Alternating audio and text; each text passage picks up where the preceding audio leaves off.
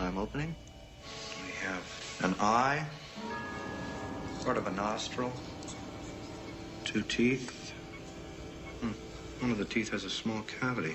Close call, folks, but I think we got here just in time. Presented by Maria Menounos and Kevin Undergaro. This is Anatomy of a Movie. In-depth discussions and breakdowns of various movie titles. And now that you've seen the movie, let the dissection begin. Welcome, everybody. Thank you for joining us for the Anatomy of a Movie. This week's dissection is Dawn of the Planet of the Apes, the 8th installment in the storied franchise. I'm John Comerford. I'm joined in the studio by... Hi, guys. This is Sara Stretton. Hello, Bright Eyes. This is Demetri. And in the booth, joining us will be Phil Svitek. Hello, ladies and gentlemen. By the way, for those of you who don't know, Demetri and I, we powered through all 7 in a Planet of the Apes special last week, so definitely check that out if you're getting caught up like Sarah perhaps is. Yes, and let's I'm talk not about that even real getting quick. caught up. I was Sarah. just introduced. I mean, I feel like getting caught up would mean that I actually had some knowledge of the other ones, but unlike the folks around me, I don't. Well, that's why our Planet of the Apes special from last week would be a perfect start. All right. Should I watch the movies or watch your special first? You should watch the special before you watch the movie. That might have helped. But that's it. But so It would have helped. Yeah. But so wow, can you take that down a little? Sarah's just obviously admitting that she has never seen any of the except for this one, of course. This was my intro. But you had heard of it, right? You had known of it. Oh yeah, I definitely I know it's like an iconic franchise and that it's been around for forever. And I mean, there was so much publicity for this movie, so I was really drawn in, and I thought it was fantastic. I didn't feel lost. So so the credit sequence with the whole story about how the simian virus, how it killed everybody, that was enough for you? You didn't need to know anything about that? Okay. I mean, I think that there's been enough apocalyptic and science stories that you can kind of piece together something that's happened. So like, I might be a little off, but in my opinion, we know it's that, like but it has nothing humans, to do. very funny. It's like Sweet. humans obviously created some sort of virus, and it like went into these apes, and then some people were not immune to the virus and some people were, and a lot of people died, and human races like dwindled down, and now they're fighting over power of the planet. And Here's so the then good when news James is- That's what I Franco got. shows up, like you didn't what? because it was, I remember that being on the screen, and obviously it's you know, that small cameo, like shot then a shot, and I was like, is that James Franco? And I was like, no, it's not James Franco. And I was like, wait, it's James Franco. And you just assume, you're like, oh, he was in obviously another film, or they called him, because I feel like James Franco is pretty much like, I'll do it. Yeah, exactly. What do you need me to do? Just stand there for 2 seconds? Okay. Like, so Phil, I you were just gonna kind add of to brushed that? that one aside. Well, I was just gonna say this. I think a lot of from kind of what I've gathered, a lot of females are in the same kind of boat. But it's a testament to the movie that, you know, so many people saw the first one or in this kind of reinstallment and loved it, and now with the second one, so many people do want to see it, and they're marketing it 100% correctly. That you know, people just want to go see it regardless of whether or not they saw the old ones. Right. And then as she's saying, the nice part is you don't really need to be introduced to the rest of the world. It's nice, but you don't need it. The Yeah, demographics bear that out, because what is it? 58% of those who went were males. So not many females. Well, obviously many, but not as many. Yeah, well, Man. and to shamelessly promote again, like, you know, Phil and I did talk about that last week when we were going through Planet of the Apes, and it doesn't surprise me, you know, as a boy growing up in the you know, late 60s, 70s. Yeah, of course. Yeah, this would not have been my take as a child. So why is it that you wouldn't want to see a movie like this? Oh my gosh, you guys are... Yes, of course. They're referring to the fact that I said that I don't like monkeys all that much. They're scary. They're scary. I've seen them in the wild. They steal your stuff, and they're kind of aggressive, and like, you have to be very careful around them. Like, so Yeah, because they're not upset that of all the animal testing we've done to them. That has nothing to do with it, perhaps. that's not Which what is I'm why saying. I love this movie for that fact of you know. I'm just saying that as a young girl, when I was little and playing with my Barbies, it probably didn't sound that appealing to go watch a movie about how all the monkeys were going to take over the world. I'm sorry, all the apes were going to take over the world, and we were all going to die. Like, that didn't really sound great. But even like with the James Franco movie wasn't enough to have you go to the theater? I remember it coming out and just being kind of like, oh, maybe I'll see it. And then I didn't really feel completely compelled to see it. This one... What now? Okay, had you not been doing this, would you have gone to see it? Do you think? I think so. You do? Yeah. Just because, first of all, I thought that the advertisements were kind of blinding. I saw them so much, and it was one of the only trailers that was actually sticking out to me after I saw other movies. Like, people would ask me, like, oh, what's coming out? I was like, oh, Dawn of the Planet of the Apes. Like, they were pushing it. On top of that, I'm a huge Andy fan. I love him. Lord of the Rings, Gollum, everything. Master. He was in the first one. You said Indy. I said Andy first. Andy. Yeah, I thought you at first. I thought you said Indy. You said Indy fan. Did I say? Well, I'm also an huge Andy fan, Serkis fan. Okay, but so I'm an Andy and an Indy fan. But so I was really excited to see it, and I knew he'd been putting a lot of work into this, and I heard a lot about the technology, and I think all of that fired really well on this film. So I'm overall very happy. I don't know if it's going to push me to go back and actually watch all the other ones, because I think one of the greatest things about this film is how amazing they do the animation of all of the apes. And I think that was so compelling and amazing that it would kind of be harder for me to go back, because I'd be looking for that, because that's what really attached me to this movie. It is kind of fascinating, because you look at the original, the 68 one. I have to say, what they were able to accomplish in terms of emotion from those actors with all that, no technology. It's all technology in terms of makeup, but but digital. But it's the same thing. It's like, if you ever try, like, I grew up with Star Wars. Sure. But if you try and bring people who've only watched them or recently filmed Star Wars to the original, a lot of them are like, what? They don't realize how amazing it was. Yes. No. I don't know anybody who would watch episodes 1 through 3 first, and then go and then say that. No. I'm saying the original trilogy. No, I'm saying was people better. that weren't introduced to it, weren't introduced to the original trilogy right away. And if you were gonna tell me that somebody would literally not say that Empire Strikes Back was a better movie than any one of the first three. I think what she's saying is, for those people who are used to digital filming, not those movies, other movies. Go back and watch it. A lot of them aren't as drawn in, aren't as captivated. I don't know. That's my experience with introducing people to those films. I don't think Star Wars is a good example. But I totally can understand it, because you can see the technology and how much it's grown, and that may throw you. You might still love the story. Grown up loving it, and that's what you're introduced to first. Right. Like, you're so in that world that you're not expecting an Avatar technology. Okay, before we get off the road on Star Wars, but the original Planet of the Apes of Charlton Heston, I think holds up to this. It does equally as well. And when we talk again, this is something we did talk about last week. Was that Roddy McDowell and Kim Hunter are greatly underappreciated for what they did. Yeah. And it really gives credence to what it is to act under makeup. Oh my God. And at that time, what's sad is there was no makeup category for the Oscars, so it got completely overlooked, but yet their performances, and Roddy McDowell, who was pretty much in every one of the Apes movies, up until Battle, I believe was the last one. I mean, he was amazing, no matter which character he played. And that to me is acting. I'm not going to take away from Andy Serkis. I thought we would get more into that a little bit later, as pros and cons with technology and whether or not Academy Awards and all that stuff. But I still think that the original Planet of the Apes of Charlton Heston, its heft and weight, as far as thematically and even performance-wise, I think was, I don't think it can still compare it. I think what Matt Reeves did a fantastic job in Dawn. I enjoyed Dawn more than I enjoyed Rise.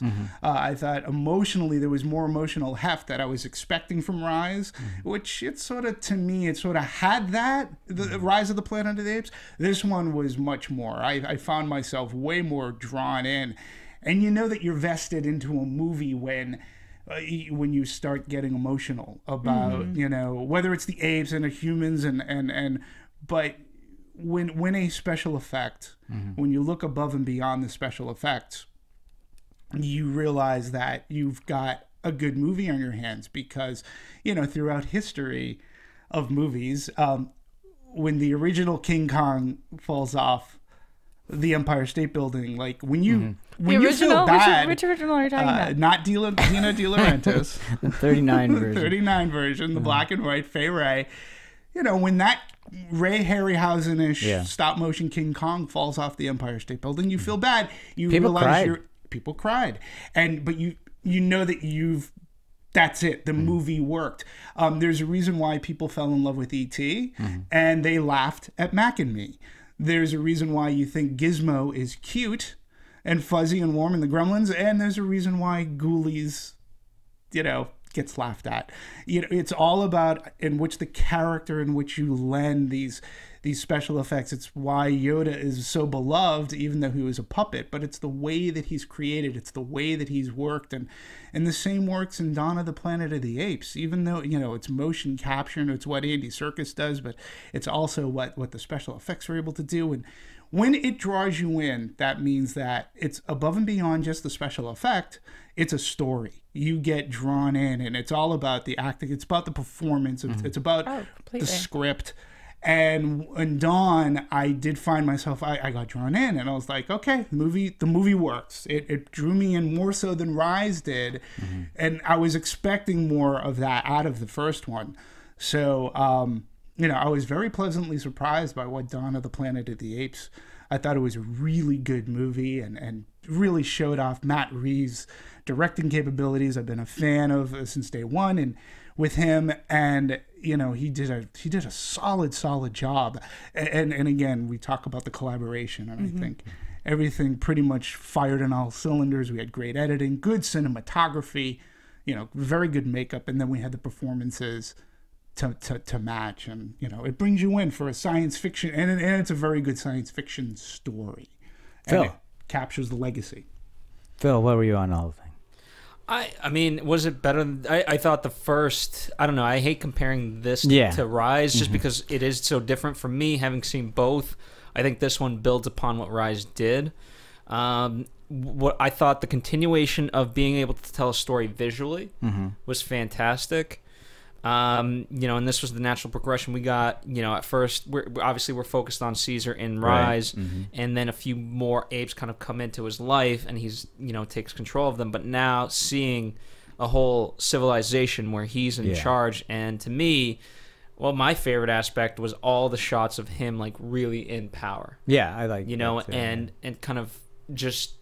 I don't want to say from a primitive standpoint of how that kind of, how you establish, what a leader looks like, but I thought that worked really well in his, his hand gestures. And I went through his pain of like, he really wanted to help the humans and see this, but you could see where, he also had to struggle because it's so easy for all the apes to just be like, okay, you're a poor leader.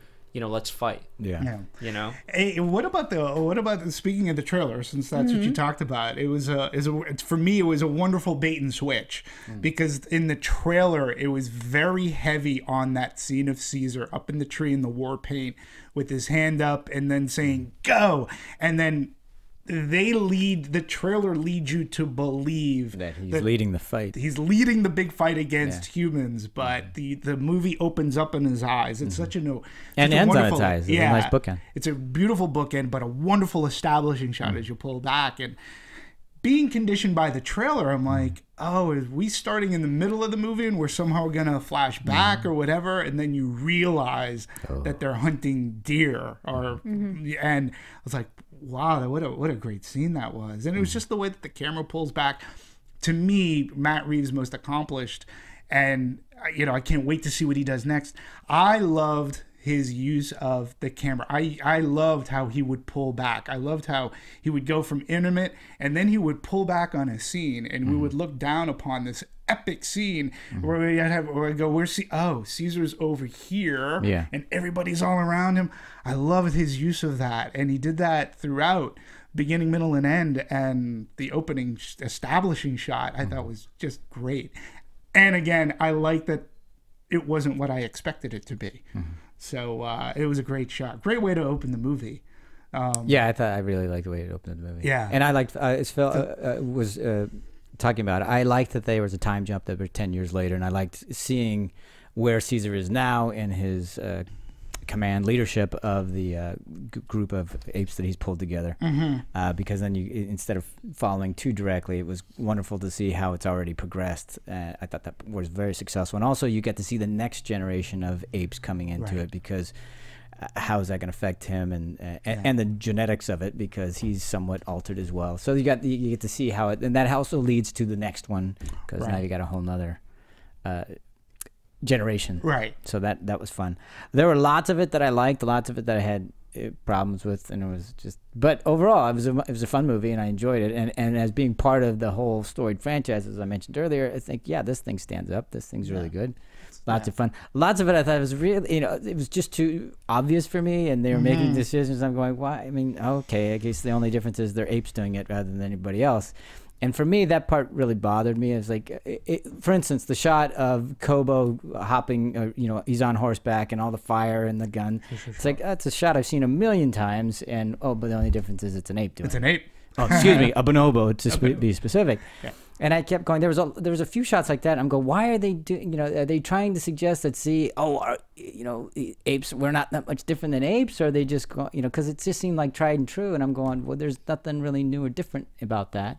But then they climb the power lines. Yeah, but then it's either. And then they do show the difference. It's like they can do. No, that part is it. But I'm just talking about in terms of the technique and just using the same shots we've seen a million times. Well, but then I'll follow that up with, it was either, and I forget. Somebody help me with the chronology, please, because it either happened right after that scene or just before that scene. There's the wonderful scene with the tank, and I think it happens after that. I think we're Kobo. Yeah, it's POV of the right tank. After. Yeah, and it's just it's basically the POV of a tank, not so much any character, and how everything is playing around the tank. And Matt Reeves talks about how he filmed that shot and what he wanted to get out of it and how important it was, to see, like, he was influenced by so many things, and he wanted, like, how that shot. He goes, it was a pretty easy shot to film. We put the camera on a tank and we let it roll. And he goes, but it was filling in all the blanks after we shot it that was really important to me,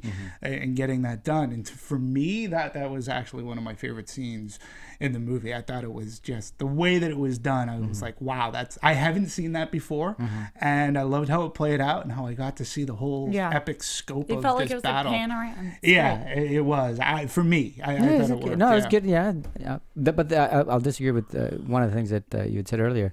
When he would do those wide shots and then cut or go from a close up to a wide, for me, I thought their eye lines were all off. I was like, what? Why are you way over there? You had my eye line here, and now we're way over. And it's like, why are you doing that? You're taking me out of the movie. And for me, his eye lines were all off.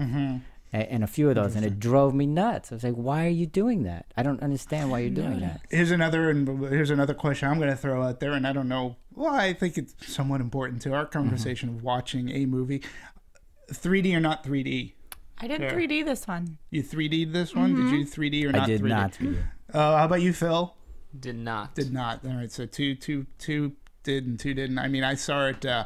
and again, in the wonderful, the Cinemark XD 3D, I mean, for me, God, up on in a large prestige, large screen format, I saw this in the 3D, and I thought that, wow, they really did take great care, because you did get the, you got the levels of, you get the layers of the forest and of the tribal community that they had built up, compared to the contrast of what the humans had. And I thought, to me, it was very beautiful and to, in some points, even lush, even though it was gray and dark in some certain aspects of the film.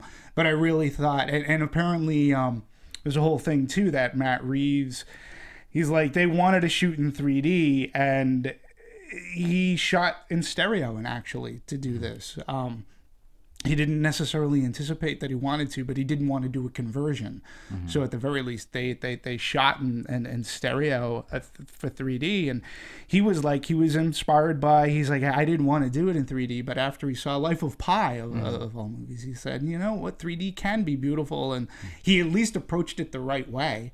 So I've said this before, I think we are in an age now where bad 3D is sort of kind of going away by the wayside, which is thank God, because I don't want to sit through a 2.5 hour movie with bad 3D getting pummeled to the head, and but yeah, I thought that he did a good job. And he did it right. So what did you like? You started. I agree because I mean, I go back and forth between seeing 3D versions of movies and just seeing the normal version, and I think I was at one point sometimes tormented by a little bad 3D. Like I don't want to have something. I get pulled out when something's coming directly at me and I'm noticing. But in this film, it just felt more like I was enveloped than things were coming at me. And in that way, I thought it was really beautiful. Like. I'd have to think back to exact moments when I was really noticed 3D, and I like that. I like that it wasn't just standing out like, oh, that was a good use of 3D. That was too. Like, I like that it's almost just subtle and you don't like want to know.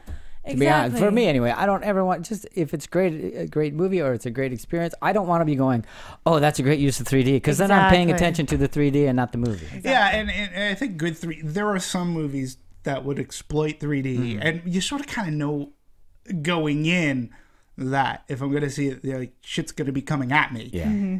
A movie like Planet of the Apes and even Edge of Tomorrow, which I thought was a wonderful use of 3D as well. If it immerses me and envelops me within the world that the director and all of the filmmakers are creating, including the actors and the talent, if it immerses me into that world a little bit more, I'm like, hey, this is great. Wow, you've added another layer for me to look at, and God, that's beautiful. And you know, I can spin around on a tank and catch this, or I can pull back on an ape village and go, wow, that looks great. And yes, there are some movies that will exploit it and beat it into your head. And you sort of kind of know going in that okay, shit's going to be flying at me and I might have to duck. But other movies, subtly, like an Avatar, once you get used to having those glasses on and you're in that world, you're like, wow. There was a reason why people got depressed after Avatar, and they go, I want to go back to that world. And I think that Matt Reeves used 3D very judiciously and very wonderfully, along with the cinematographer. So, Phil, you didn't have the 3D experience, but how overall was it for you, the experience of just watching the movie? I certainly visual aspect. I certainly enjoyed it. I mean, to me, there's times I could have definitely seen this in 3D. When I do see a 3D movie, sometimes I do go for the enjoyment, like Shark Night, when a shark literally just comes at you. Yeah. You have to know, like, that's what you're getting into with that particular movie. Right. But again, I can't speak to it because I didn't see this in 3D, but I don't mind the experience, and I think this could have been a great movie in 3D. But sometimes there are movies I feel like that are just simply made for 3D, and they don't work in 2D. This was obviously not the case, so I'm glad for that.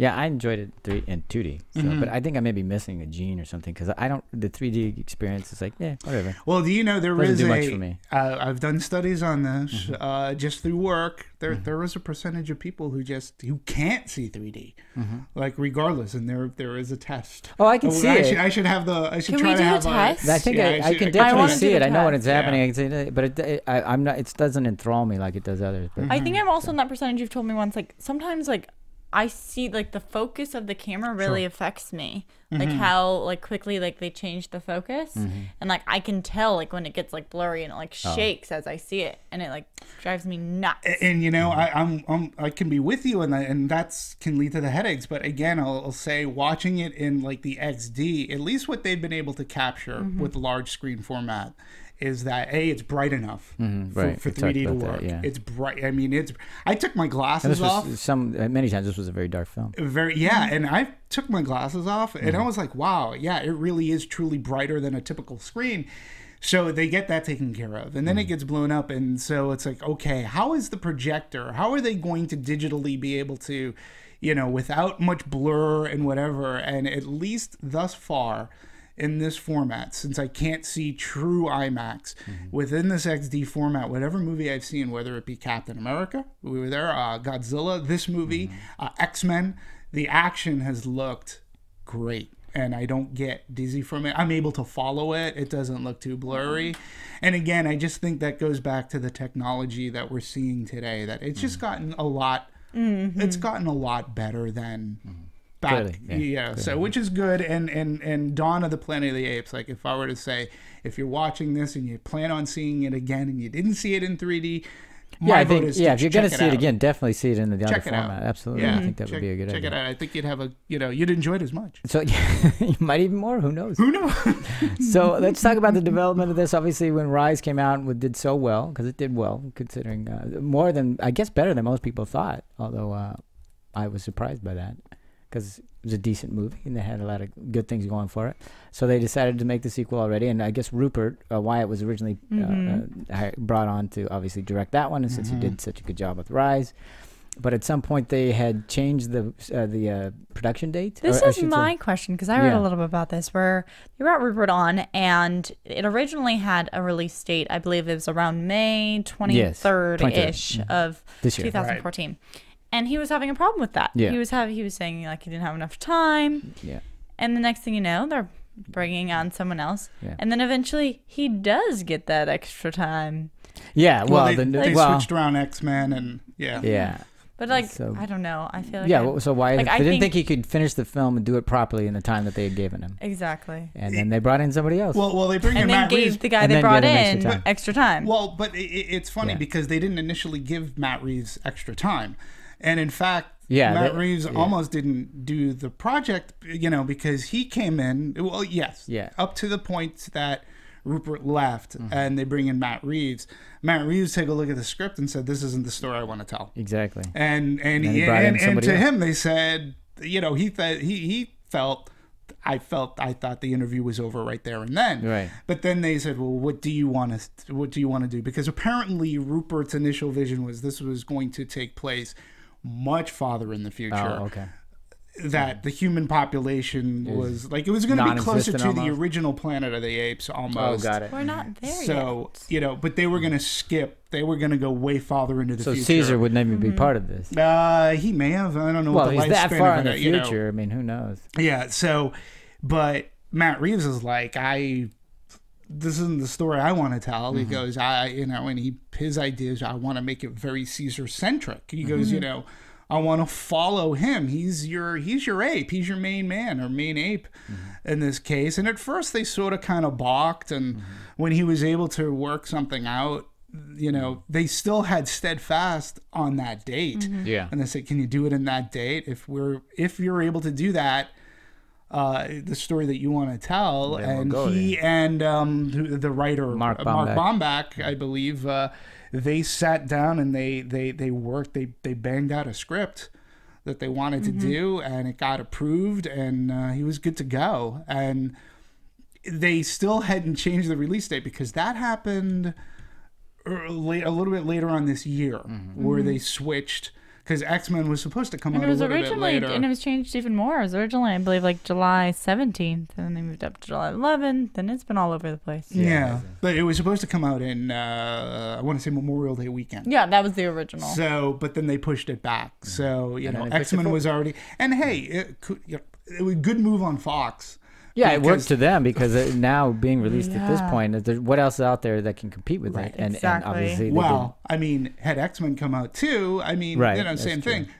Look, Fox, the news came out this week, first studio this year to reach over $1 billion. In part, that being with a dismal July 4th weekend. I mean, my God, they were talking about how this is the worst it's been in how many years? Yeah, it's, people are appreciating nature. Yeah, I mean, we can talk about summer movies and down and whatnot, but look what X-Men did. Yeah. X-Men was $100 million, opened up in a holiday weekend, did really well.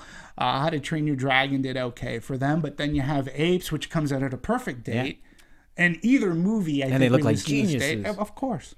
And so they give Matt Reeves a little extra time. They had their great X-Men movie come out, which did really well. So it benefited them. It benefited, and it definitely benefited Don and Matt Reeves and company. And they were able to release a movie that they wanted to release. For me, I think that one of the best decisions was to go with 10 years down the line, so we could. And I agree, Caesar, because I don't really know. But in the first one, Rise, I really was following Caesar's story. To me, that was the best thing about that movie. Right. To see his progression from. I agree. And then to see him not only take leadership, but to really be ensconced as the leadership, and then to lose it, so to speak. I thought that was a great decision. And then what I'll add to that is that I didn't have the initial connection to Caesar, being that I didn't see Rise. And I was so drawn in to him throughout this whole film that is actually one of the reasons that I would go back and see Rise, because I did have the thought of, I really like this character. I'm getting a little bit of backstory. I want to know more, and I'm sure I could find that in other movies. So it wasn't just something where you've had a character that you got to expand and love. Like I found a character that I loved in this movie and wanted to know more about. Yeah, and if you had seen any of the original Apes movies, like Escape from the Planet of the Apes, true. I mean, there's a nice tie-ins to all that. Yeah, I mean, like they took, because in Escape from the Planet of the Apes, which dealt primarily with Cornelius and Zero when they make it to Earth. Make it back to Earth. There is a monologue about a disease that basically killed off. It basically killed off all the pets, the main pets, cats and dogs. For some reason, cats and dogs could. Every other pet in the world is fine, but cats and dogs, and it elevated. And it elevated the chimps or apes' intelligence, to pet status. But then it elevated them to pet status, and they, and then. I just thought everyone really liked like Jane Goodall stuff. Sort of, and then and then Caesar was born of Cornelius and Zira, and such. But there are nice nods to the original that even Matt Reeves himself, says, "Hey, I was a huge fan of these movies, especially the original." Yeah, there was stuff in and even stuff in Rise. Yeah, absolutely. So there's all that kind of stuff going on. Which and I also like the, with Maurice and his relationship with the son. Well, I can't remember the character's son's name. You're talking about Malcolm's son. Yeah, Malcolm's son. What's his name? Ash. No, Alexander. Yeah, Alexander.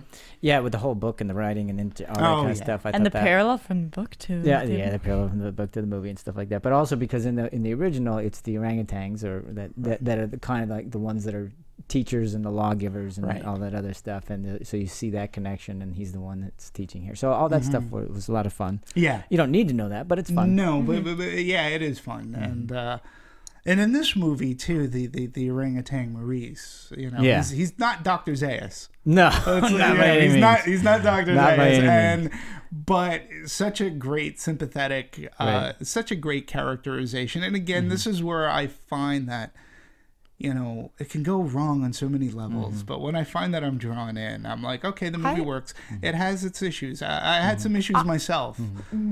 Go ahead. I was just going to point out that I think the apes in general, whether it be Caesar or Maurice or Koba, I thought that their characters were compelling on more than just the visual level, than just the actors coming through, but their character development, their stories were fascinating, and I went into this movie being like, okay, I think I was like, do I have to pick a team? Because I did. I thought it was going to be an all-out battle. And I was going to be like, which side am I going to choose? And I'm like, I'm going to try and choose the ape side. And I was like, oh, I didn't even have to try. I loved the ape side. But yeah, so I think that their character work just held up completely. Yeah. And again, to my point is that's what draws you in. Like, you forget about the fact that it's motion capture, that it's a special effect. that they did really well. I mean, if let's take all the hair away and they were just humans, it'd still be an interesting characterization and that kind of stuff. And again, going back to the Charlton Heston, I mean, this movie does what that movie did as well. Like, we look, the apes are us, and it just gives us a different perspective. It turns us on our heels, so to speak, and it makes the world upside down. And and the hypocrisy of it all, and that's the thing that you're really faced with in the original. You're just like, oh yeah, that's us. That is us. Yeah. And you're ashamed. Of course. And Charlton Heston's character is like, his arc in that movie is like, so he's so cynical at the beginning, and then he's like, he hates it, and then he's like, oh, son of a, he goes, damn it, okay, maybe we can, and then. Man, when he finds out at the end, it's man. He goes, damn, it's us. Son of a bitch. It was us all along. And this movie, I think, captures this in a way in which the apes are reflections of the humans. And that's what I love about it. Well, I think they did it both because, as we were talking earlier, it was more than anything, it was showing that there are good apes and bad apes and good humans and bad humans. And it was kind of like, making sure, and I don't know if that was a little too politically correct or not, but because, I mean, let's face it, Koba and Dr. Dreyfus are pretty much the same. Yeah, to an extent, I think that they made. I was thinking more Brutus than Caesar, but but that was the thing that I found interesting. It also bothered me like crazy because, to me, you know, like for instance, storylines, I should say, okay, his wife, she's ill. Oh, just happen to have a nurse here who's going to say, it was like, so much of it was, I was like, really? It's so obvious. Couldn't you find a better way into that? I mean, because to me, too much stuff was the same. I've seen a million times. And I guess it was supposed to be different because this is apes and humans and not just humans. And I go, God, find a different way in it, or more interesting. Because I get why they use Shakespearean stuff. I'm sure, why not? You know, archetypes we all can understand. But I just thought it was too obvious on the ways in, and they didn't come at it obliquely enough because we're in a world that it shouldn't be the same. Right. And well, here's my thing. Like, one of my little pet peeves about the movie was, you know, because I watched Rise and everything, there wasn't one time where Caesar said, hey, I wouldn't be where I am if it wasn't for humans. Like, I'm the way I am because of a good human. Like, you can use humans as an example. Hello, here I am. Well, the only hint at it was when he says he was a good man like you. That was the only. But that was the only time. Like, I agree. I agree. Like Koba, Koba's hatred for humans, you understand. Absolutely. But there wasn't any time where like Caesar said to Koba, "Settle down." That's true. Look. But he tried to do it with his son because he said the only thing Koba learned from humans was hate. But he was a prime example, a primate example. But he could have pointed the finger back at himself and been like, while Koba's pointing to his scars, he could point to himself and be like, point to himself and goes, yes. I am also. I'm guessing they were assuming that point was made. But I understand that it would have been, I think it would have been way more, because he was trying to teach his son something, and they never gave him the opportunity to, they kept holding up, which is fine, suspend that, suspend it. But they never really got him a chance to make that with the son, because the son, I'm guessing, is going to be part of the next. Maybe not. I don't know. I don't know. But that would have been interesting to see, because this is the son who's got bright eyes. Yeah. They call him blue eyes in a sense, but he's the first offspring of the genetically altered. Or I don't know if it's genetic, but obviously Caesar is altered in some fashion. Yeah, he is. And again, I was just waiting for that line of dialogue. Like, before you go hating the humans. Exactly. Like, I'm a product of them. And this is what happened. Like, there are good and bad. I know, to your point, like maybe they just wanted the audience to make that leap on their own, perhaps. Yeah, maybe. But you would have had to have seen the first movie. Or Rise, I should say. You would have had to have seen Rise to understand Caesar's... Yeah, his like, full... why Caesar is... how he got to be where he is, and he had good nurturing behind him, and I don't know. I guess I just thought that was obvious in a way. That part may have been because they obviously went to the video for that, but I think that I understand. But even before that, Dimitri's point is it would have been much more effective if he had taken a chance at having that conversation. Yeah, because with the son, or to the tribe or somebody, anything. And because I was wondering, going here, you have a perfect opportunity here to say, hey, because it was always came up like, why do you trust the humans? And here's why, because it's the same conversation that Malcolm tried to have with Dreyfus. Right. Right. And it would have been interesting to see the parallel in the ape world. And my only difference between Dreyfus and Koba is that, like, Dreyfus, you understood his distrust. Let's say, I don't think he necessarily took it to that next level, like Carver. Like, he wasn't like Carver. No. He was a little bit more, I would say, I'll give the Dreyfus character a little bit more intelligence. You understood his distrust. Sure. And his distrust was never given, it was never given, like, the seed to try to, like, unfortunately, Malcolm couldn't introduce him to Caesar and say, hey, because maybe he would... Carver was not going to be swayed, but maybe Dreyfus could have been, and Dreyfus wouldn't take to murdering somebody, I don't think. This is where I just felt like, as much as I like Gary Oldman, I liked his portrayal of it, the Dreyfus character was really boring to me. Like, he had a couple good scenes. Boring, why? Because it was obvious, or what? Yeah, it was, like, obvious. I was kind of like, okay, you need some, I guess, counterpart to Malcolm, but I was feeling like that was being more fulfilled by the gun happy guy. Carver. Yeah, exactly. Like, Dreyfus was just... every time he's come on screen, I was like, okay, let's go back to either the world or to Malcolm, because I'm just not that centered on his story. I think it's pretty obvious how the humans are fearful or trying to make contact or relying on power. You're just stating the obvious to me, and I didn't really need it. It felt like, and I don't know if this is true, but it felt like there was a bigger story to him, Dreyfus, I should say, because they obviously took the time to show his family on that. So obviously, how much is he's lost his entire family, all that kind of stuff. But it felt like there should have been more to that story, and they might have edited it for time. But because it was like, what I agree with you. What's the point if you're not really going to further that or deepen that? Yeah, it's like any person could have been trying to blow up the tower at the end, and to go from the guy in the beginning who we met as Dreyfus to a guy that's just, screw it, I'm just going to blow everything up. Well, but I didn't see, there was no progression. How I saw that is that they were attacked. Like, he wasn't looking at it as just a knee-jerk reaction, like Carver just shot the ape without, like, he shot, like, the ape, I don't think was going to attack or jump. Their compound was attacked. I know, but his saying is, I'm saving humanity. But but he clearly knew he wasn't saving humanity. I mean, in my estimation. Yeah, I think he was trying. Again, he was a little bit different than Koba for me, because he wasn't trying to usurp. Like, he was the leader. He wasn't trying to usurp that. But they both are trying to destroy the other. At the end, that's it. That's all they wanted to do, is destroy the other. Well, they were viciously attacked. He saw it. That attack scene. They both are viciously attacked, so therefore, I guess what we can learn is don't viciously attack. But Koba, in Koba, what Koba did too was very, Shakespearean and manipulative, and even from his talk, even prior to him shooting Caesar, talk that he had with Blue Eyes was like, that was scary to me. He's like, nobody's going to be able to protect your Caesar from you have to look out for him because of the evilness that's around him. I am the evilness. Right. I am the danger. Yeah. So, but I love those aspects. Yeah, I love those aspects of this movie. I thought to an extent they worked. I did. I did enjoy them, but I also I've already. You felt that they were simple. It were. It was obvious the way they got into them, and I went, "Oh, well, you're just stealing from everybody. You're not doing a very deft hand at stealing it."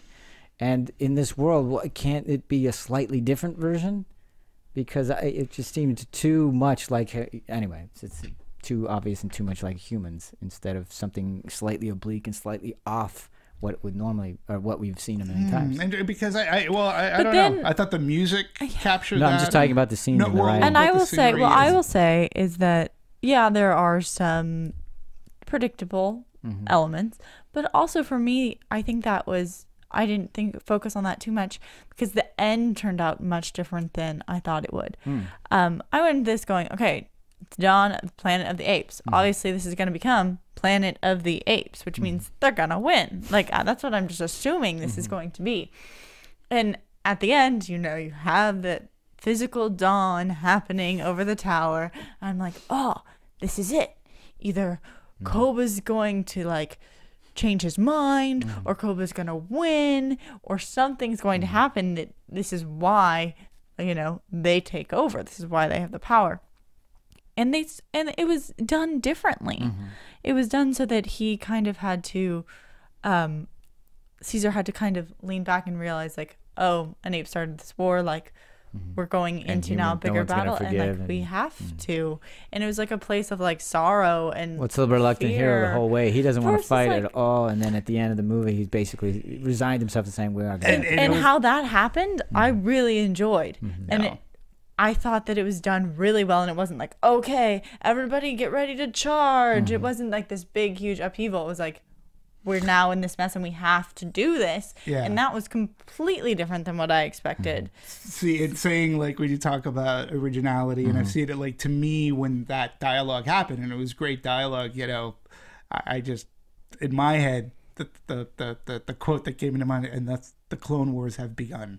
Like, we're not going to be able to stop this. It's we've led to this path. Yeah, and there's like the self-recognition and like the, I don't know. I just thought that was done really well, and I just vividly. I was so convinced as the dawn was happening over the tower. I was like, it's the dawn of the Planet of the Apes. And then I was like, oh. No, but I do. Not that way. I agree. I loved Caesar's storyline. I loved his arc. I thought they did the really successful job on that part. Sure. Absolutely. And as Matt Reeves,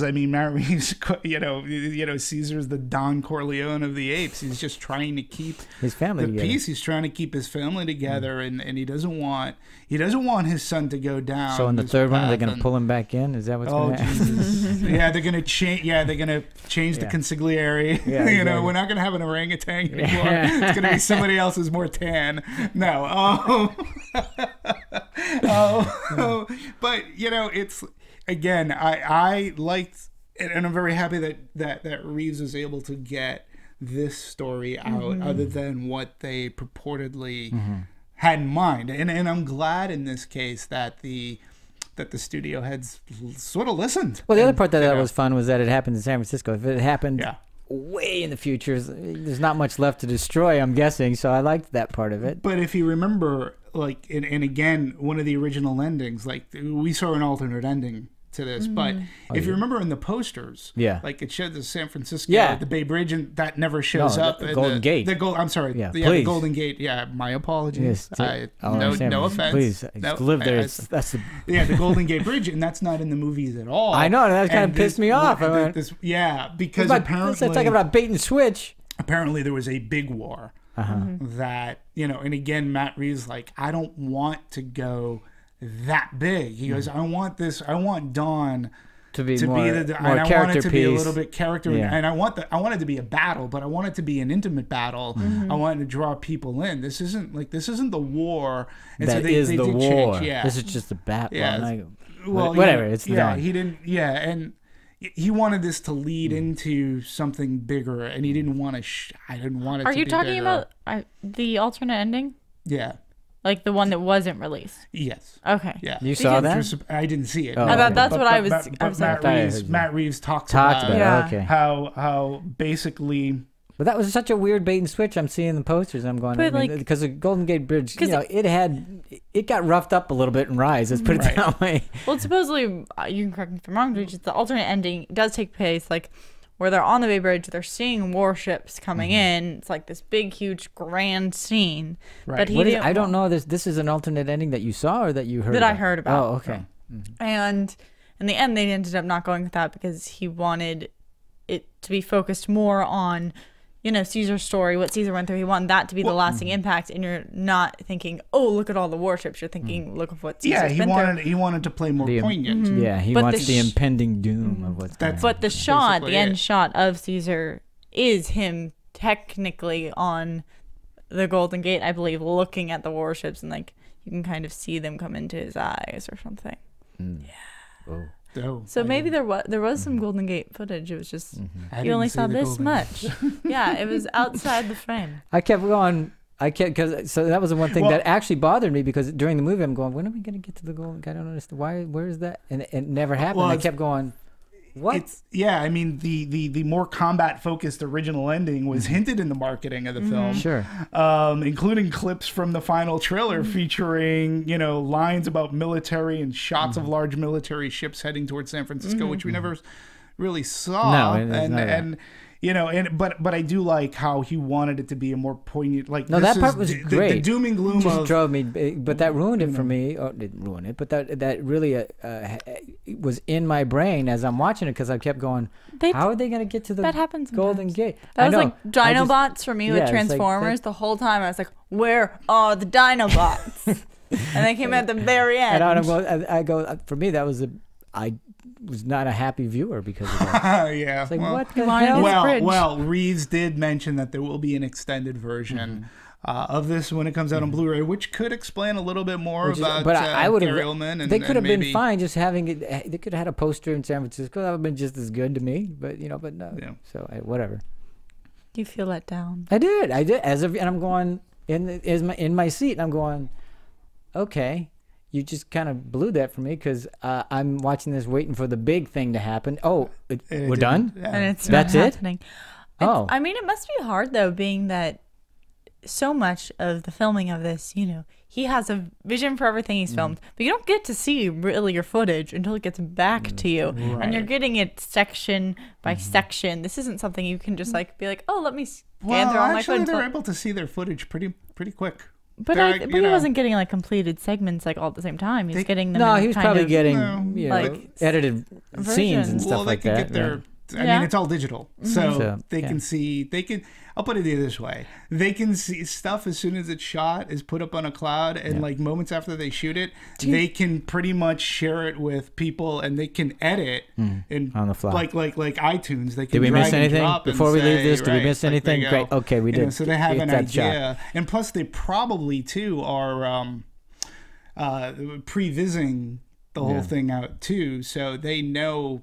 Through a smaller kind of animatics, they have an idea as to how the movie is going to look like. So and if he had this alternate ending in mind, I mean, I get it. It's like saying I don't want to start so many years in the future. I want to make this more Caesar centric. And I don't want a big battle. I want it to be a more poignant, and I want it to be a little bit dark, which is cool because when you look at all of the Planet of the Apes movies. They all are sort of kind of nihilistic. Like their endings are not happy endings. None of them are. No, none of them are. And so this one sort of kind of leaves on that. Like, for instance, I don't think Sarah should see, and forgive me for not knowing which particular ape movie it is, but it's the one where it's in our world, not the ape world, and it's when they all turn. Oh. All the quote pets and... They all turn on the humans. Conquest. Thank you, Conquest. I don't think I want to see Don't see that one, Sarah. Yeah, you don't want to see that one. That's the thing that you just go... And then let's take a look the crap at out of everybody. The original Planet of the Apes, we realize man did this. Yep. This is man. This is why this is what it is. And beneath the Planet of the Apes, they just say, it's fuck all it, atomic. and they blow it all up. They just blow it all up and escape from Planet of the Apes. Cornelius and Sarah get shot. They get murdered. They get killed. Yep. Conquest. That's exactly what it is. That's when Caesar. You guys, this doesn't sound like fun. And then Battle for the Planet of the Apes is just all out cheesy war. So no, they don't end hey, we're all gonna live together. Well, they're cautionary tales. All of them. All of them. Cautionary tales that's great. Yes. So But this was our opportunity for peace. Yeah, it was. But I did like that aspect of it because in the human world, in our world, there's hawks everywhere that just want to show strength and go kill people, and then and here Caesar is going, and how many apes are going to die in the process? I mean, So I liked all those energies and all those viewpoints, and you can reflect that again, how that affects humans in our world, and you can see ourselves through that because that's exactly what happens in our war rooms. Yeah, they only respect strength. We must kill them all. Kill them. Yep. Kill them all. So I mean, they are cautionary tales, and they are meant for. Again, I always say, very good science fiction. Great science fiction always makes you look at it's always about the human condition, and it makes you rethink and relook at how we as humans can act towards something or how we react towards something. It's always a mirror to society. And very good science fiction brings that out, and that's why I think the original Planet of the Apes is such a... And I think even to today, it holds up. Yeah, I mean, the only thing that when you're watching it, if you decide to go back and watch it, you're going to have to just kind of chill because it takes its time to get there. It does. Because they did back then. But we talked again. Once it gets in there, then it's like, but the original Planet of the Apes, again, it wasn't predicated. This was a day and time where movies weren't predicated so much on the action. No. They were predicated on building up a character. And I'm just talking how long it took from the crash to when they actually, it's like, geez, they're traveling. It's a long time. And then Charlton Heston can't speak for I know. So then there's all that. So. Yeah, it's very interesting. But it's fun for sure. Yeah. All right, before we go, because I want to talk, we haven't talked a lot about acting. I want to get into that. But is there anything else we want to talk about, story or script or anything like that? Because we pretty much. Well, there was a great story. I was telling Phil about this, and I think it's a great studio story. So Matt Reeves is talking about inserting subtitles into the movie for the ape talk and for the sign and whatever. So, talking to Fox, he said, "Well, he goes, there was this little movie called Avatar. You guys might be familiar with it because you released it, and that had a lot of subtitling in it, and and it was proven to work." And the Fox executives were like, "Yeah, don't be confusing yourself with Avatar. Like, don't. Avatar is Avatar," and pretty much telling Matt Reeves like, take a step down. He's like, and again, I was just like.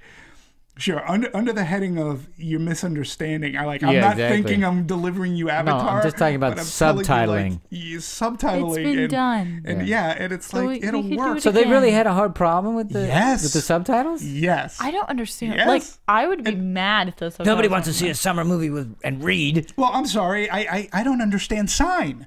So and that added so much. Yeah, what were they thinking was the alternative? That all these apes were going to just know how to talk? Is that maybe that's what they? Well, that in the could have future, been. They were sure, talking. That makes sense. And he's like, no. He goes, I want the audience to know. And I thought that added so many layers there. The village being some sign. Yeah, I don't know their sound sometimes, and then there was still the element of they had to fight once, like to show power. Nobody and has then they ever, had words sometimes. I thought it was great. Nobody has ever said that the studio system of creative execs are on the money. Well, I just found it funny that he said, well, Avatar used it in such a great way, and like and they're don't like, confuse yourself with Avatar. Well, that's a very interesting. To me, that's hysterical. It sounds like somebody or whomever is espousing that viewpoint is just an advocacy for the lowest common denominator. We don't want anybody to have to read. We don't want, like they're not like we weren't intelligent enough to figure out what he was. I mean, did it bother you? Phil, did it bother you? Yeah, Phil's of all of us. Phil is the one that hates to read the most. Exactly. No, I'm just kidding. Well, to be fair, there. I mean, I actually enjoyed it a lot, but there was one portion where they really sped it up, and I was like, I couldn't. Sometimes I hate when you can't keep up. Right, and that's the only problem I have. But most of it was done really beautifully. Yeah. Yeah. So I think that I would have been lost actually because I don't understand ape speak. Right. And there were, especially the first 15 minutes of the movie. Yes, we all understand this and go. Yeah. But all the other stuff. Yeah, or especially like the like I'm just recalling like the moments where you have them discussing that they're not going to tell Caesar about the guns. Like that was all done in sign. If I didn't have that, that would have been such a lingering question. Like. Agree. Why did no one tell him about the guns? Agree. And like there was a lot of that. Like this school. It makes you happy that Matt Reeves won that battle. Yeah, that would. So it just seems like a silly idea. We can't have subtitles, and it Good wasn't job, like Matt there was Reeves. an overuse of subtitles. No. It was just a layering effect. So there's. Okay. All right. So I wanted to, before we go into acting, we asked. I thought that was a very interesting story. It was geared towards production of this fine movie. So. Let's talk about some actors. Yeah. You're a big fan of Andy. You want to jump in first? I mean, so I thought it's just interesting. First of all, I want to hand it to them because I think that one of the things that makes it so great is they do give a lot of time to the emotional level, to the character level, to getting people comfortable acting like apes. Like, for instance, I know that they had like an ape camp before they started filming where everyone went in for like weeks and just did like improv and giving the actors that like room to just be like creative and just live off each other and create a hierarchy, create a way of communicating with each other, I think worked really well. And I mean, they say it's all about the eyes and that's why you get the bookends and the focus, because it was. And how much they translated to these creatures was fantastic. I felt like I knew each one of them. I love Andy Serkis. I think that he's known as kind of one of the masters of this technique, and he talks always about how it is because he just internalizes everything. And I think that he holds no judgment on what he is playing. It's not like I'm gonna play Caesar to just be an aggressive ape. He just plays Caesar, who's someone who's impacted by the circumstances. Plays and that as character, just happens to be an ape, which is the way you should do it, the way you should approach it. Yeah, and we motion capture. I don't. Right now, the only thing that comes comes to mind, like one of the first movies to really utilize it. Robert Zemeckis did it in The Polar Express, and back then, when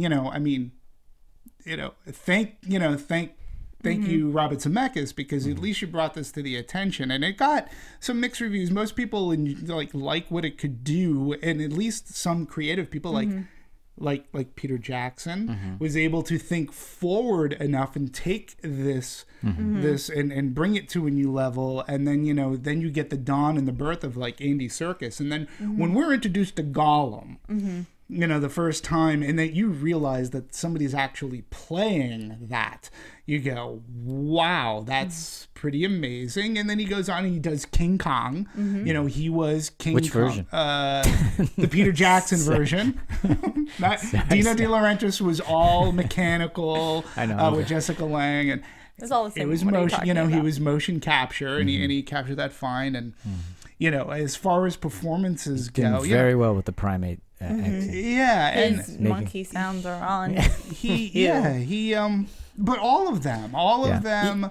To me, what the amazing part is, I mean, he's doing this stuff, but for The Hobbit, he was running basically a second unit, all directing. You know what I mean? And so the amount of talent that he actually has as just a human being within film is phenomenal. I think it's being able to take that, understanding, okay, how does motion capture work? How does an actor work? How does the camera work?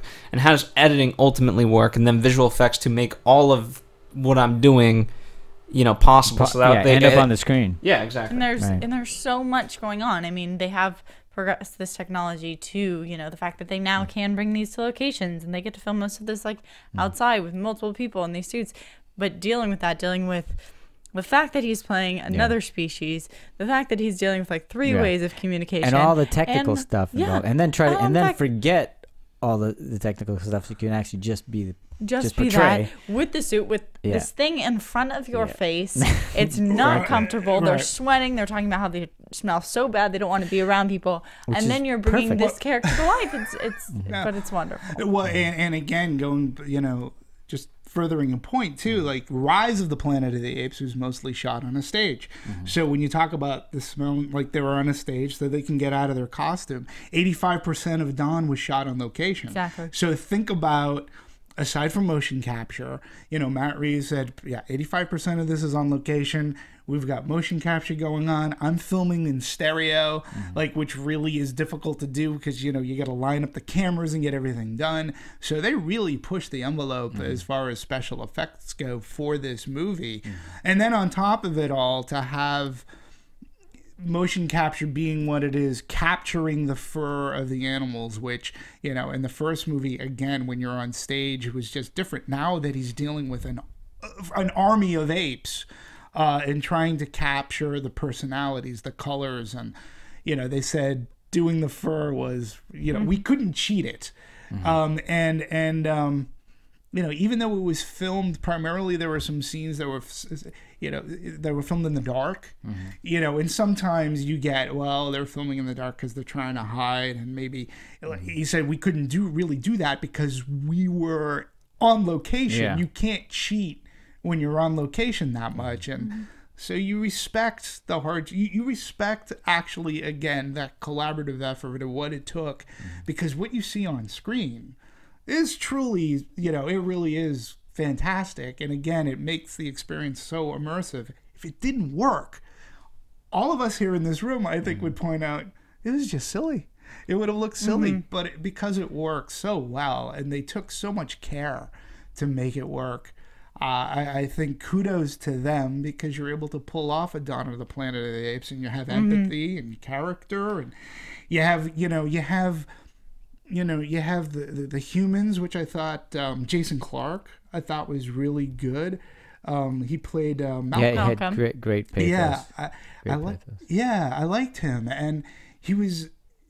What I liked about Jason Clarke is that he was like, you could see him thinking and going, "Oh God." Yeah, he was able to externalize his internal conflict. Yeah, so that was wonderful. I like that. And Keri Russell, I thought was good. A Matt Reeves favorite since back in the Felicity days. And I even like the kid that played the son. Kodi Smit-McPhee. Yeah, I liked him in the scene again. What is he? I'm gonna look him up. Yeah, I liked how that scene with him giving him the graphic novel. Yeah. Mm-hmm. I mean, he was good. Even the scene between he and Keri was a wonderful little moment. That was it was great to bring that out. Yeah. So humans and motion capture. Yeah, I thought everybody that acted on this did a good job. Even Carver, who I thought was written very two-dimensional. Yeah. He did a good job. But he did a good job with what he had to do, what they gave him. Absolutely. Yeah. And there are people that are completely have such preconceptions about other people that's just who they are. Then it doesn't matter what you say, doesn't matter what the facts are, they're still going to go, well, I don't care, I want to kill him. I don't care. Yeah. So, and he did a good there are job. those people. Yeah. Mm-hmm. Yeah. So, I think performance-wise, and again, if you don't have it, the movie doesn't work. It really does. Again, special effects are a tool. We say this before. And if you don't have the performance behind it, it doesn't work. Yeah. And so in acting-wise, I thought everybody did a really good job. Yeah. I don't remember any one where I went, yeah. And I think that's partially also, you said, Demetri, it's a collaboration. It's what they give them. And they did pull out a lot of character moments for them, a lot of scenes that were kind of slower, like the Keri Russell Kodi scene where they're just kind of in that small little space alcove waiting, exactly. The quiet moment that's when you do have Gary Oldman's moment with his family, like those are just small character moments. Even like the Keri Russell Jason Clarke hug where she's just listening to him when he's getting ready to pack. Like those are things that they could have skipped over to cut time, and they give the actors these moments, and I think that that's part of why it does work. Yeah, they gave the scenes a little bit of time to breathe, and that point, like what was the line? Was it something to the effect of "I didn't know you had a daughter" or something along those lines? Yeah, it was something to that, and you're like, oh, because you get a sense that they've been together for a while. Actually, I got a sense that they were a family. Same. I didn't know that they were a fragmented family that found each other. They found each other until the dialogue had come out, and I was like, oh, I just learned something new about that. Wow, that was nice. And the way that it was played out was nice too. And in terms of the acting, when Malcolm and Caesar have that last moment at the end, where I go, okay, now that right there, we've been with the movie up to 2 hours at that point, and to make that moment work, I thought, well, there you go, that's some good stuff. And they hug, well, they have that moment where they do the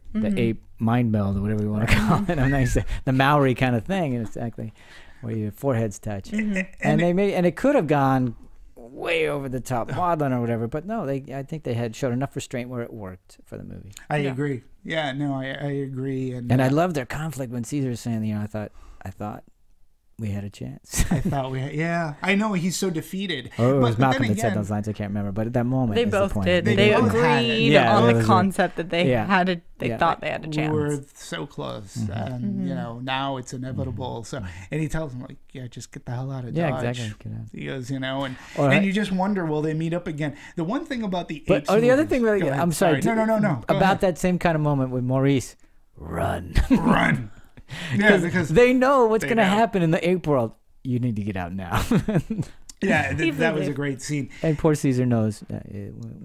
We've reached the tipping point. We can't stop this. Get out of here. And that's a very interesting thing, I think, about the Apes franchise as a whole. And again, Phil and I talked about this. In most sequels that you see, most typical sequels, there's at least a character that is going on from sequel to sequel to sequel. Yeah.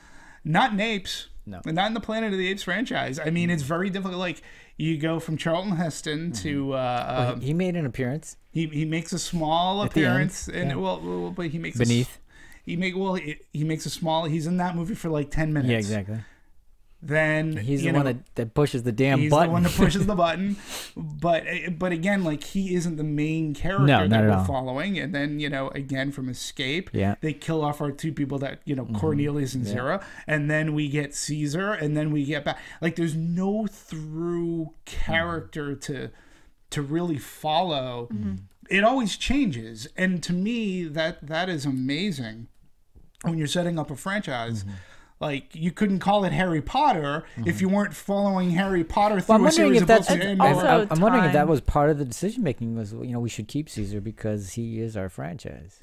But I think- again, he wasn't the main character in Rise. Yeah, he was. Well, but you had The James whole Franco. second act, we were following his journey to learn what it is to be an ape in the ape world. True, but we had James Franco. Yeah. We had a human to connect with, so to speak. This one changes. This one's very But to me, I mean, Caesar-centric. in terms of just story writing, Caesar's the one that goes through the arc, not James. James sort of kind of does. Not really. I think. What's I mean, his I arc? have to He's watch the it. same. He's the same in the beginning as he is at the end. I'll have to rewatch. Caesar. But then in this one we have a new human to follow. We have Malcolm to follow. True. and That logic- Caesar. that makes- So what's going to happen? Like, again, we don't even know if maybe it's Caesar's son. I mean, it's just a fascinating franchise in that they don't. Well, it goes to Continuation the is choice just that interesting. exactly. It's And it's it's more of an overall successful. concept, and like I think that based on the time periods they give you, like it wouldn't make sense to follow one character Right. versus like Harry Potter takes place, Yeah. in Successive years. in But my successive years. hopefully, Beneath the Planet of the don't Apes you think takes place that- right after that's true. Planet. But don't you think that when they do their next one, whatever it's called, because they haven't really titled it yet, High Tea. that Caesar's going to be part of it. I really hope. But so. it's going to be really the rise of the sun coming to power. Rise of the Sun. Don't you think? Because Yeah. Caesar's going to be there and he's going to die, and then Maybe. the sun's Did gonna anyone have to think that besides me that it was going to be Lion King that was going to happen earlier? completely. Yes. See, I didn't I was until like, you Mufasa. mentioned. I didn't think that when I was watching the movie. Oh, I did think it when I was watching. I'm totally with you, Phil. Like 100%. Like the evil Uncle Scar. When he actually gets with shot. the scars and I've got you. I thought it. Well, when Phil The mentioned falling off the cliff. that. Yeah. Well, when Phil mentioned that, Well, too, I was like, except duh, well, like Donna I said, think "Oh, that's great." I don't think I really went down that road only because Blue Eyes just seemed too young, wasn't big enough or large enough to actually take over. Yeah, I agree with mean- you. I don't think. But he then was we countered that as well because Simba, within That's the right. a 1 minute Within a time month. span grew. So Yeah, I was like, you do have that time lapse. That's right. You have a 3 minute Thank mark. you, across Phil. the log. Hakuna Matata. Yeah, and thank you, hey, Phil. look at me. Bringing it back. Thank you. Appreciate that, Phil. So as we're talking about, Matata. but here's something I think that's interesting since we are talking More performance, Shakespearean Yes. references. right? Motion capture, Mm-hmm. Academy Awards. Oh yeah, we'll talk about this. Yeah, what's the because- deal? because- Do you think that the Academy will ever really recognize this? okay, here's my only argument why they could was because when adaptation was nominated for best writing, Yeah. they gave it to a fake guy, as in he doesn't exist. So why can't I you don't give remember what you're talking about. What adaptation? I know the movie. I'm just trying to give me more. Charlie context. Kaufman wrote it, Clearly. but he also added in a fake brother that co-wrote with him, and they Right. both accepted the speech, or they both accepted the award, except that there is no brother. He is made Okay, up. I don't remember that part of it. Okay. For this rewards, I think that's just it's hard. We haven't seen everything for the year. No, as no. I'm well. just mean in Oh, general. no, Do you no, think no, when in general. will the academies acknowledge that this is equally as good as other performances? For Because I don't know tech that and it for does. It's makeup. kind of like they don't really accept comedies as worthy of winning an Academy Award. Here's the thing. for I Best think Picture. Tech and ultimately I don't know if you start a subcategory of like visual effects acting. Right. Because obviously there's a visual effects category in itself, but now you're getting into where you're creating. You got Smog, you got the Apes, you got We'll have Avatar. so many subgenres or subcategories of Oscars. Yeah, I mean, because ultimately it is a visual effect to an extent. Yeah. You know what I mean? It's all it's and a how much combination of of it multiple is the things. actor and how Well, much of it is the effects. And here's the thing too, because I think that the Academy, I think it's a very slippery slope, and the way the Academy traditionally goes is no. But even, and here's the reason why, and I'm going to take it from the words of like the special effects editor. It's above and beyond makeup. Like I could look at Roddy McDowell and say he did a great job because I'm able to see him act. Yeah, I know what he's underneath feeling. and know what I he's can feeling, see him and thinking. it's just Oh, that's makeup. right. But Joe Letteri in an article, Discover Magazine actually had a great article about the special effects. It was all about the science of it all. And he goes on. He goes, now these drive a layer of tissue, and that in turn drives the skin. All that can be driven either by the actors' movements or animators, or most of the time a combination of the two. Our animation team has to take over from the actors to do the final interpretation of the human emotion. That one line right there. I was going to say, because it's like, where else do you draw the line? Yeah. It's so hard because this is pushing it and you're going to draw too far, but like, even in like class, like even if you go back to classic like Disney movies, they would talk about how the animators drew off of the actors who are coming towards us. And you're talking about constant animation now, where they'll literally film the actors in the studio and use their impressions. Well, it's also, so it's like, who makes that? And you could have your visual effects persons. Not that they've ever done this, but I'm sure they thought about it. Okay, we didn't get the performance we wanted. Can you just redraw that? Because how many times, Phil, we in the editing room done that? Hey, run it backwards. It'll look better. That's already been done. I know. George clearly. Lucas has done that. It's one of those stories in The Phantom Menace. George Lucas was not getting the performance he wanted out of the little boy, and he would digitally enhance scenes to get what he wanted. So, and again, I think that's where the slippery slope lies for the Academy. I don't want to take anything away from Andy Serkis.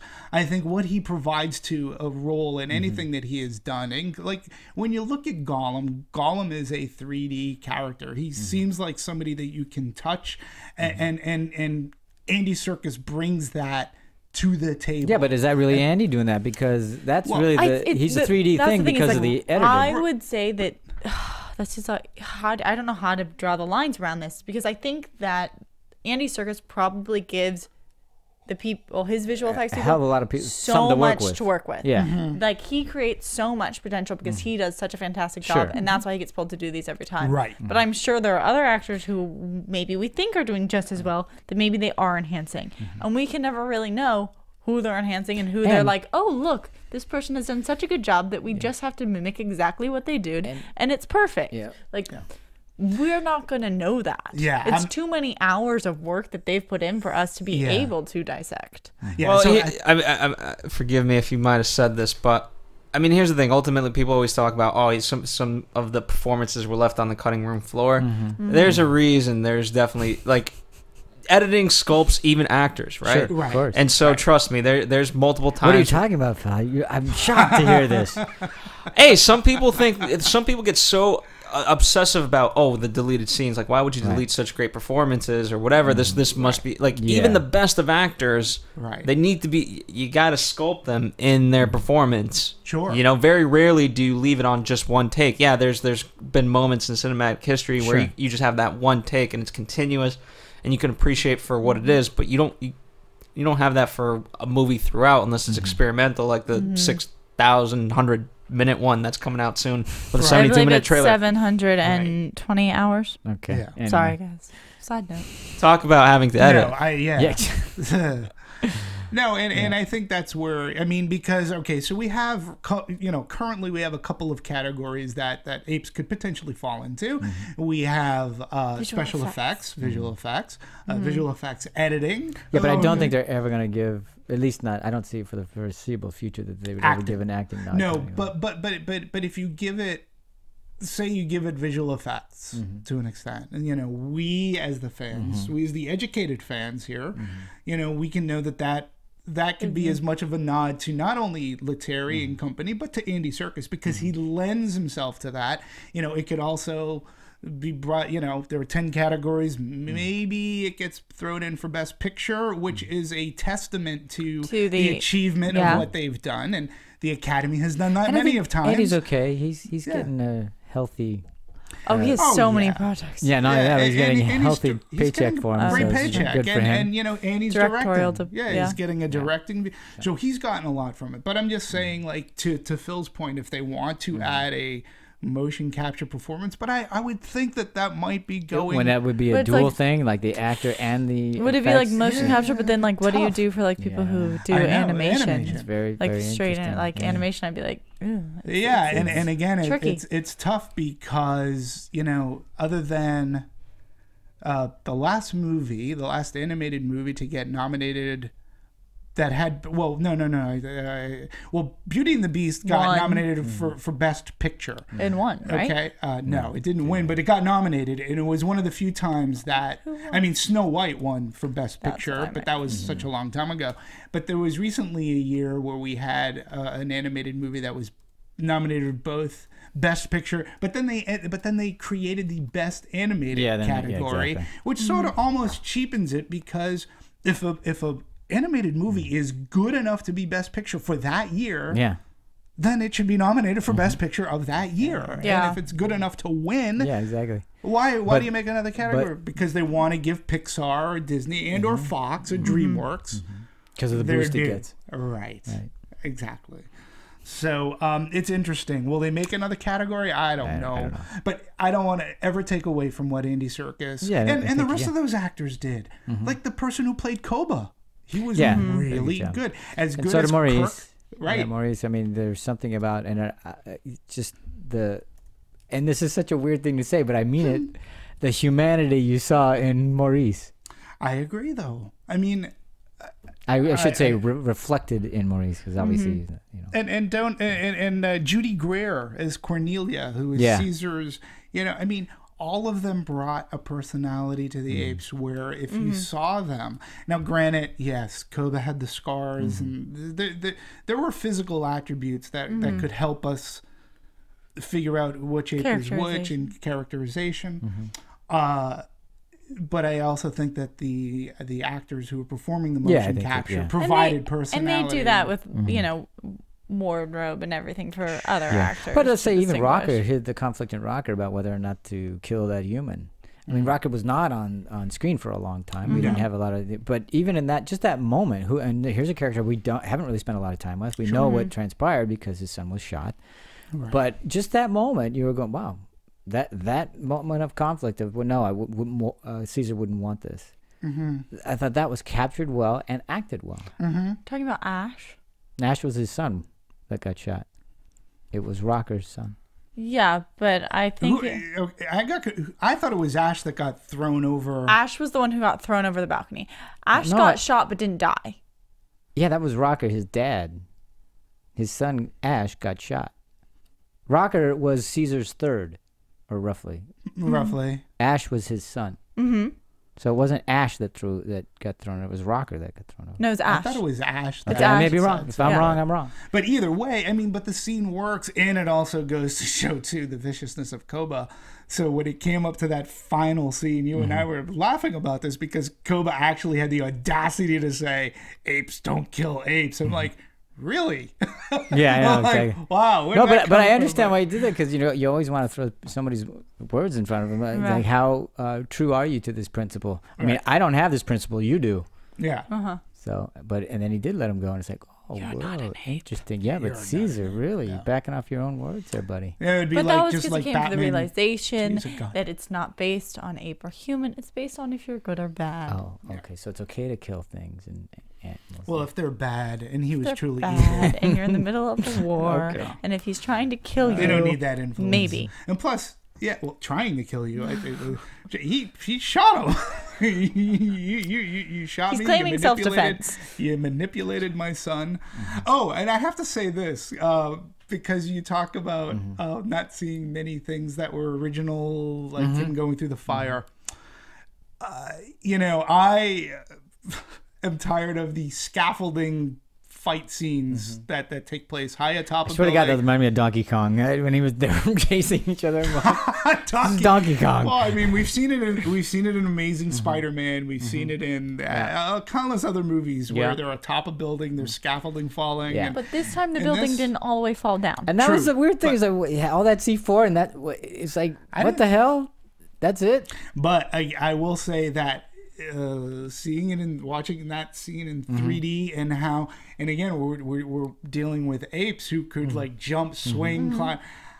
It was a clever use of your characters and what they're able to do. Sure, yeah. And how they would be, like, they're not Spider-Man, so they can't web sling their way around this. Like, they're actually like swinging to certain things, dropping, hanging on. I actually go, okay, I've had it with the scaffolding scenes, but this one's done okay. And this one was interesting to me. I liked how that fight scene took No, place. I liked a lot of it too, but when the blast happened, I went, what? I was not the tower being taken down? Why? Yeah. It's like, oh, a little tremor. That's all that happened. All that C4, and that's all it did. Big plume. I don't know. Plume, yeah, exactly. Phil, what were you gonna say?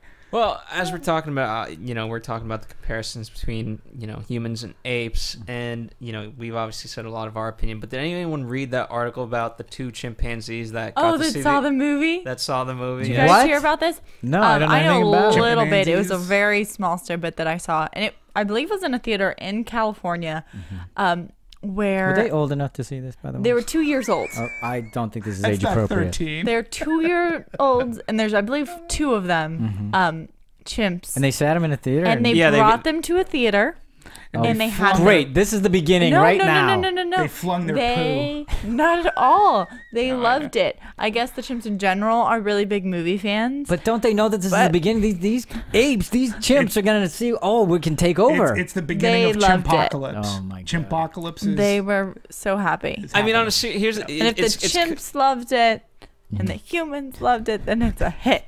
Here's the thing. I think definitely look it up because it's worth, there's little video clips that you can watch now. It's hilarious in the sense that they're enjoying popcorn and drinking soda. So that in itself just shows their personality. Yeah, it's great. Amazing. Did they get charged as an adult or a child? They did buy tickets.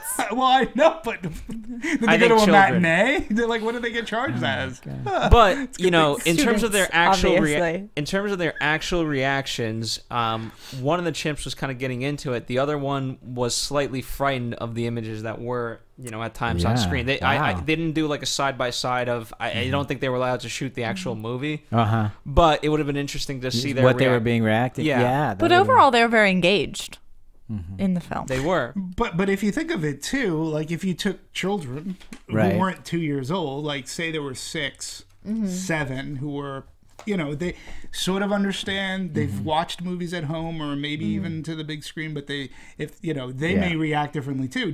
Just like how two kids could go on a roller coaster and react differently. One could say that was great. The other kid could say, I never want to do that again. Like, don't ever take me, So the chimpanzees maybe one of the chimps likes rom-coms. Yeah, I mean, having different. Well, I think it's I would love to see this video now. I mean, because I think it's a great. To me, one of the more I really loved when at the armory. He comes in there and he's playing the fool. Yeah, in order to get out of this, he plays the fool, and they're looking at him like he's playing to them, and he's kind of internally laughing like, oh, you guys think I'm so dumb? Yeah, I know exactly how you guys want me to be. And then when he shoots them, just the whole theater reacted in such a way of shock. Yeah, because it was so shocking. Yeah. Absolutely. It was a very well thought out sequence. It was a great sequence. Played out great. Yeah, absolutely. And we know in the audience, we know, oh my God, when is he gonna pull that gun? When is he gonna just kill these guys? Oh my! And it's not like you don't know what's gonna happen. Yeah. But it was done very striking. They showed that no hesitation. Yeah, they showed that scene at CinemaCon. When I was at CinemaCon this past year, they showed about 20 minutes of Dawn, and that was one scene that they showed, and it was like everybody in the audience was, as Phil was saying, you're just like. That sense of dread is like, okay, it's coming, and look at him, he's playing, and then when he pulls out the gun, and at this point you don't know Koba from anybody, you just think, oh, he's playing this, and then, those guys were great too. By the way, I wanted to point that in terms of acting, those guys were great. They played wonderful idiots. They did. And what were they shooting? Like they're shooting at a Humvee. What the hell are you doing? They're testing the ammo. I know, testing the ammo. They were like, unloading okay, so much ammo. They're a little gun happy. Yeah. Because we have so much, we can just whatever. Well, since we're talking about chimpanzees, another funny thing that I came across, I dubbed it the Bonobo controversy. Now. I will admit when I was just doing research and I came across this, it says Dawn of the Planet of the Apes defames bonobos. And my thing was, what the hell's a bonobo? I was like, what? Who's it defaming? I go, wow, we are really becoming way too sensitive of a society. But I clicked on it.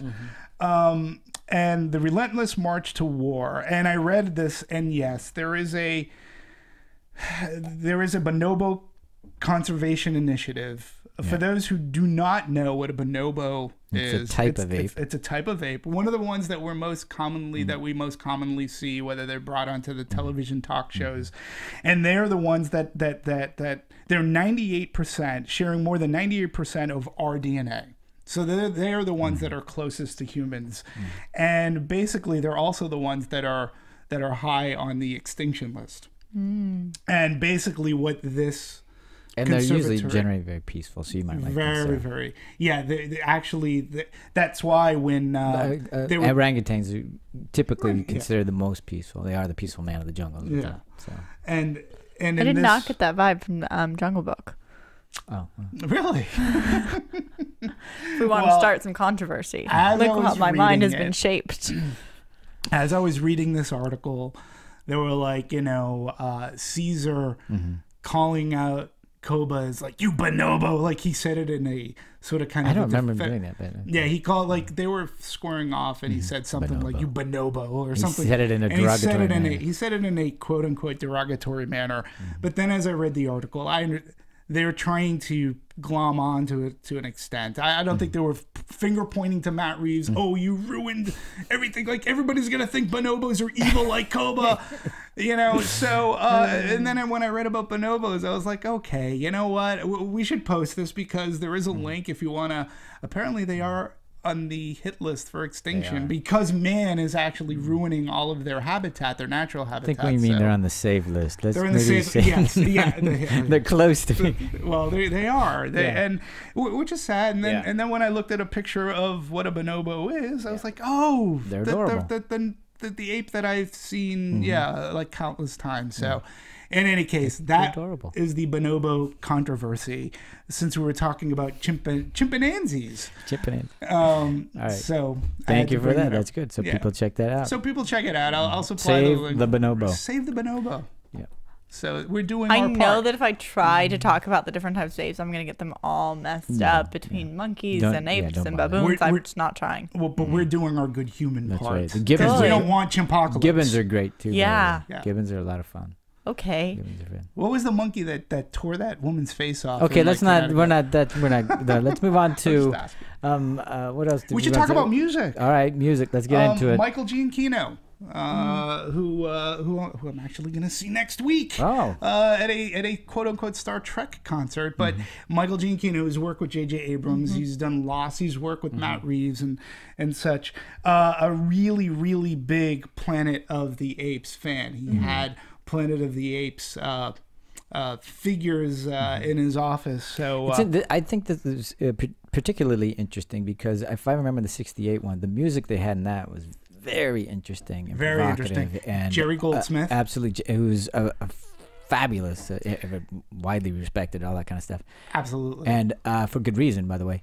But I remember that music being very off-putting, and you felt like you were in a different world, which obviously was the reason for it, and it was wonderful. And this one, they had similar ideas of that, not quite as striking. As I remember.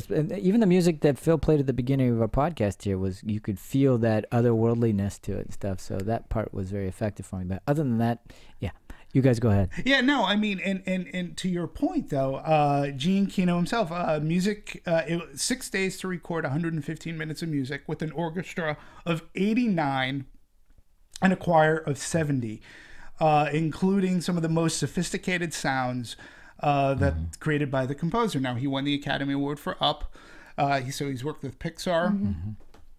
And he too, there's a famous shot, there's a famous photograph of Jerry Goldsmith conducting the orchestra in an ape's mask.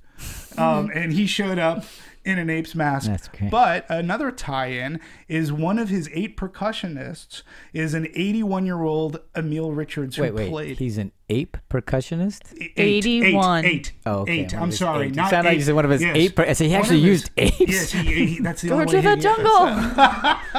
That would be cool. My apologies. Okay, go ahead. 8, the number 8. After 7 before 9. Percussionist was a link to the Goldsmith classic. Oh, nice. 81-year-old Emil Richards who played in the 1968 original and at least other 3 other Apes films. So that's really cool. And he did want to take from Jerry Goldsmith. He used the taiko drums, the anklungs, the log drums. He wanted to make it a little off-putting. Like, this is a different world. Yeah. And I think he succeeded generally. Yeah. I think, he's I think so too, because the thing that stuck out to me most about this soundtrack was the percussion. And it really, at certain points, there was no hold bars on volume or on. Yeah. He just built it with those drums and the pounding, and I was like, this is either a war cry or like heart pounding, but it was enticing, and I did take the percussion element. Very much stayed with me throughout the film. Yeah, and I think and he uses a choir very good. So, Gene Kino again, another one of those. We had John Ottman here. I think he and John Ottman, we talk about Desplat a lot. But those two gentlemen, what they're able to do with music, and I think that look, we have this little guy called John Williams. We talk about Jerry Goldsmith and such, and but John Williams has made such iconic scores, as did Jerry Goldsmith. But a lot of people their go-to are when you hear John Williams in just any sense.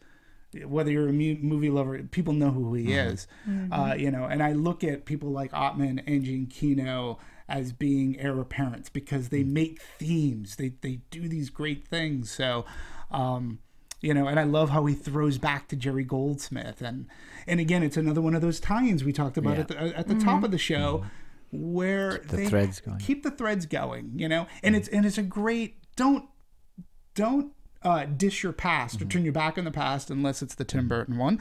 That'll probably be the only mention of that movie because we haven't mentioned it at all.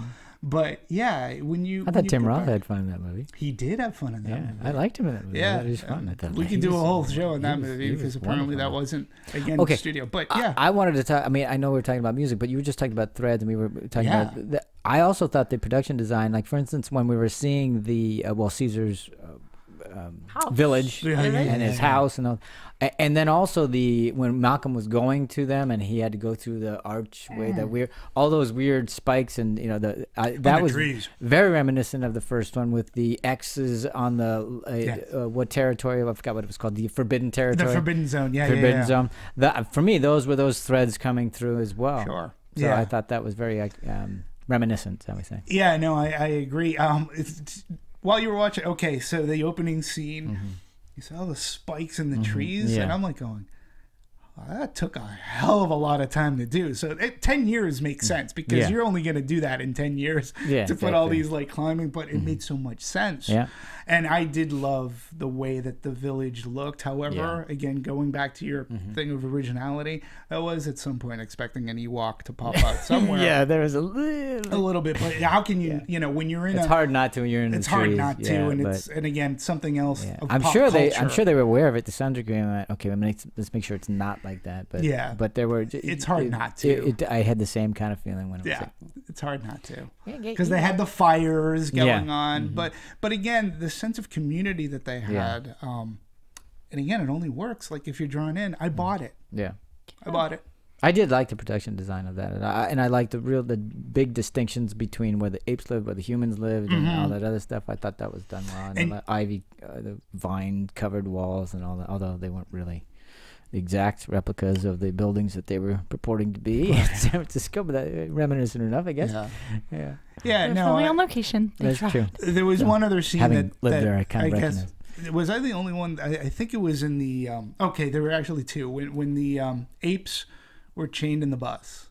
Yeah. Okay. Well, little I know about monkeys, apes, is that they are 20 times the strength, if not more, so than humans. And I'm like going, that's not going to hold. Like, all I have to do is this. I know, and I'm like, going, I think the people, I think the apes who had locked them up would have known that, so it seems ridiculous. But the only thing I could think of is, I go, okay, so these are, in their minds, pacifists anyway, so they're not really going to say, what? Right. No, they would not have locked them up like this. But I think just a weird, very strange. In that same scene, there was a scene that had like razor wire. Yeah. And I noticed people were crying over it. Yeah, I'm like going, those extras, Yeah, no, there's a reason why it's called razor wire, not so that you can grab it as something to lift yourself up on. It was in the background.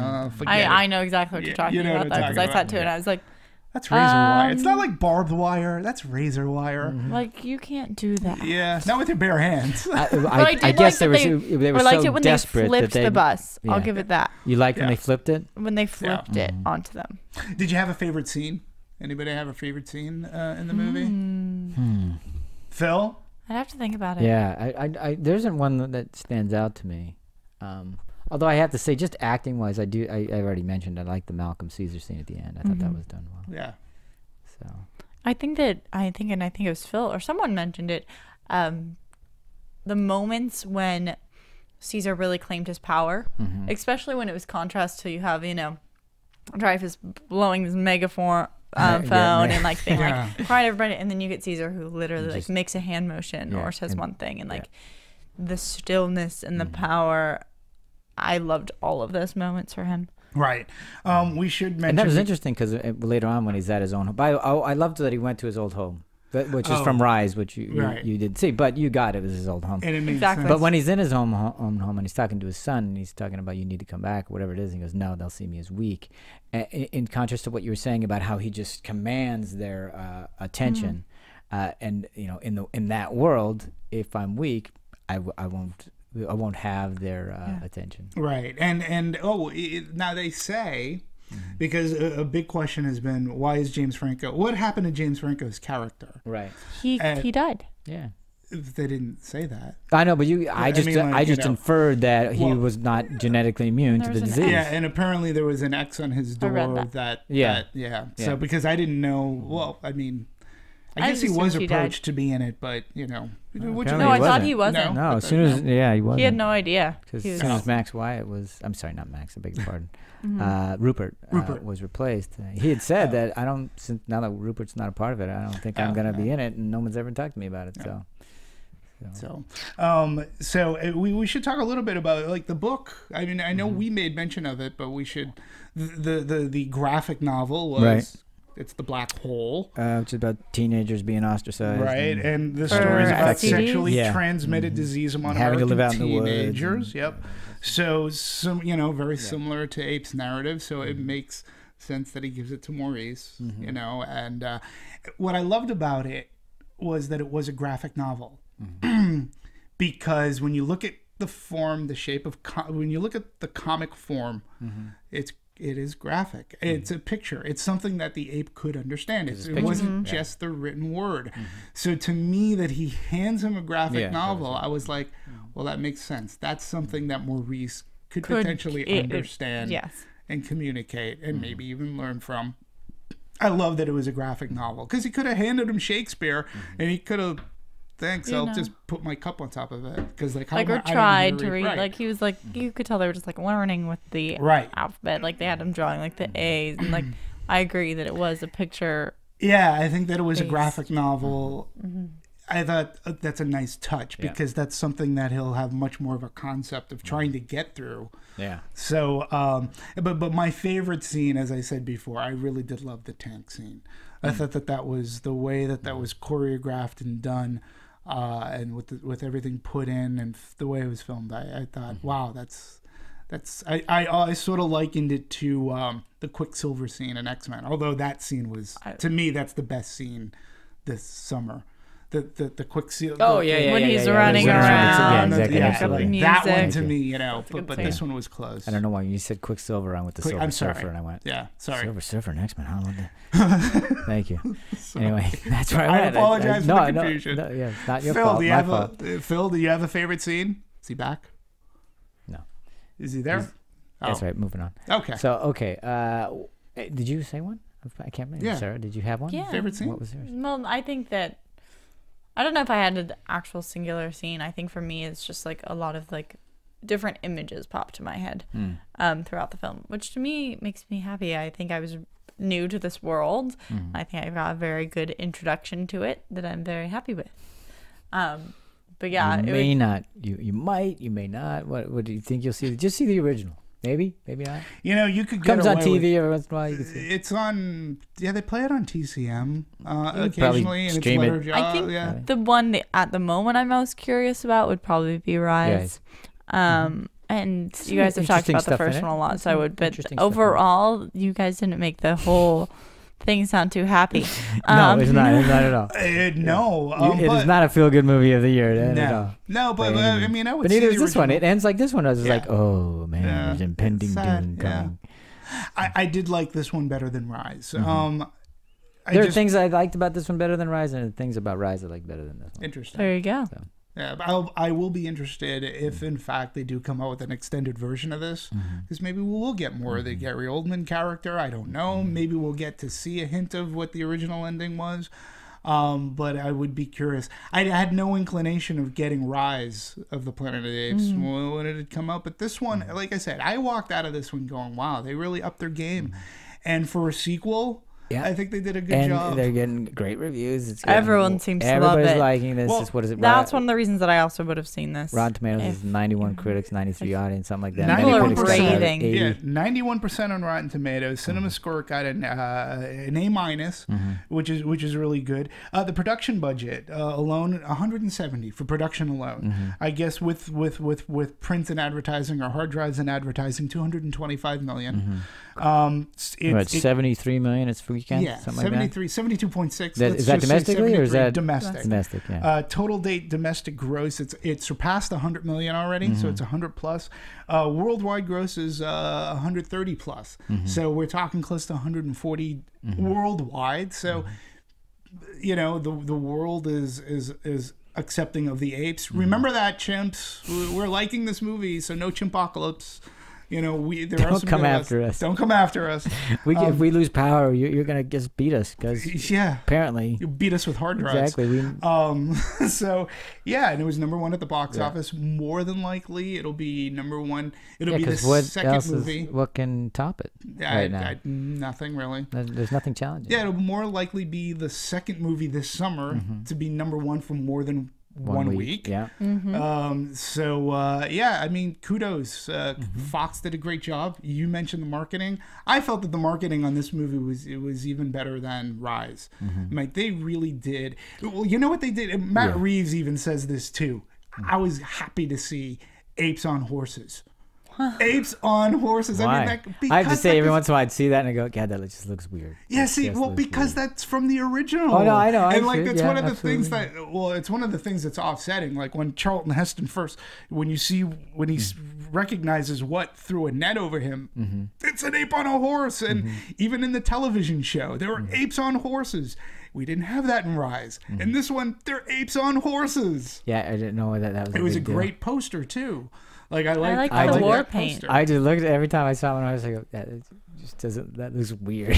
Big, tall, long-bodied ape on a horse. I don't know. Odd. And I always like, I don't know that I'd ever.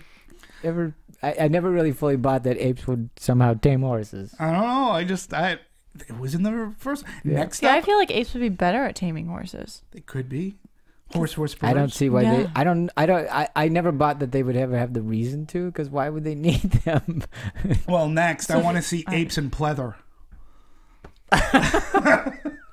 That's going back to the original. So they have the full-on costumes. Okay. Apes in pleather.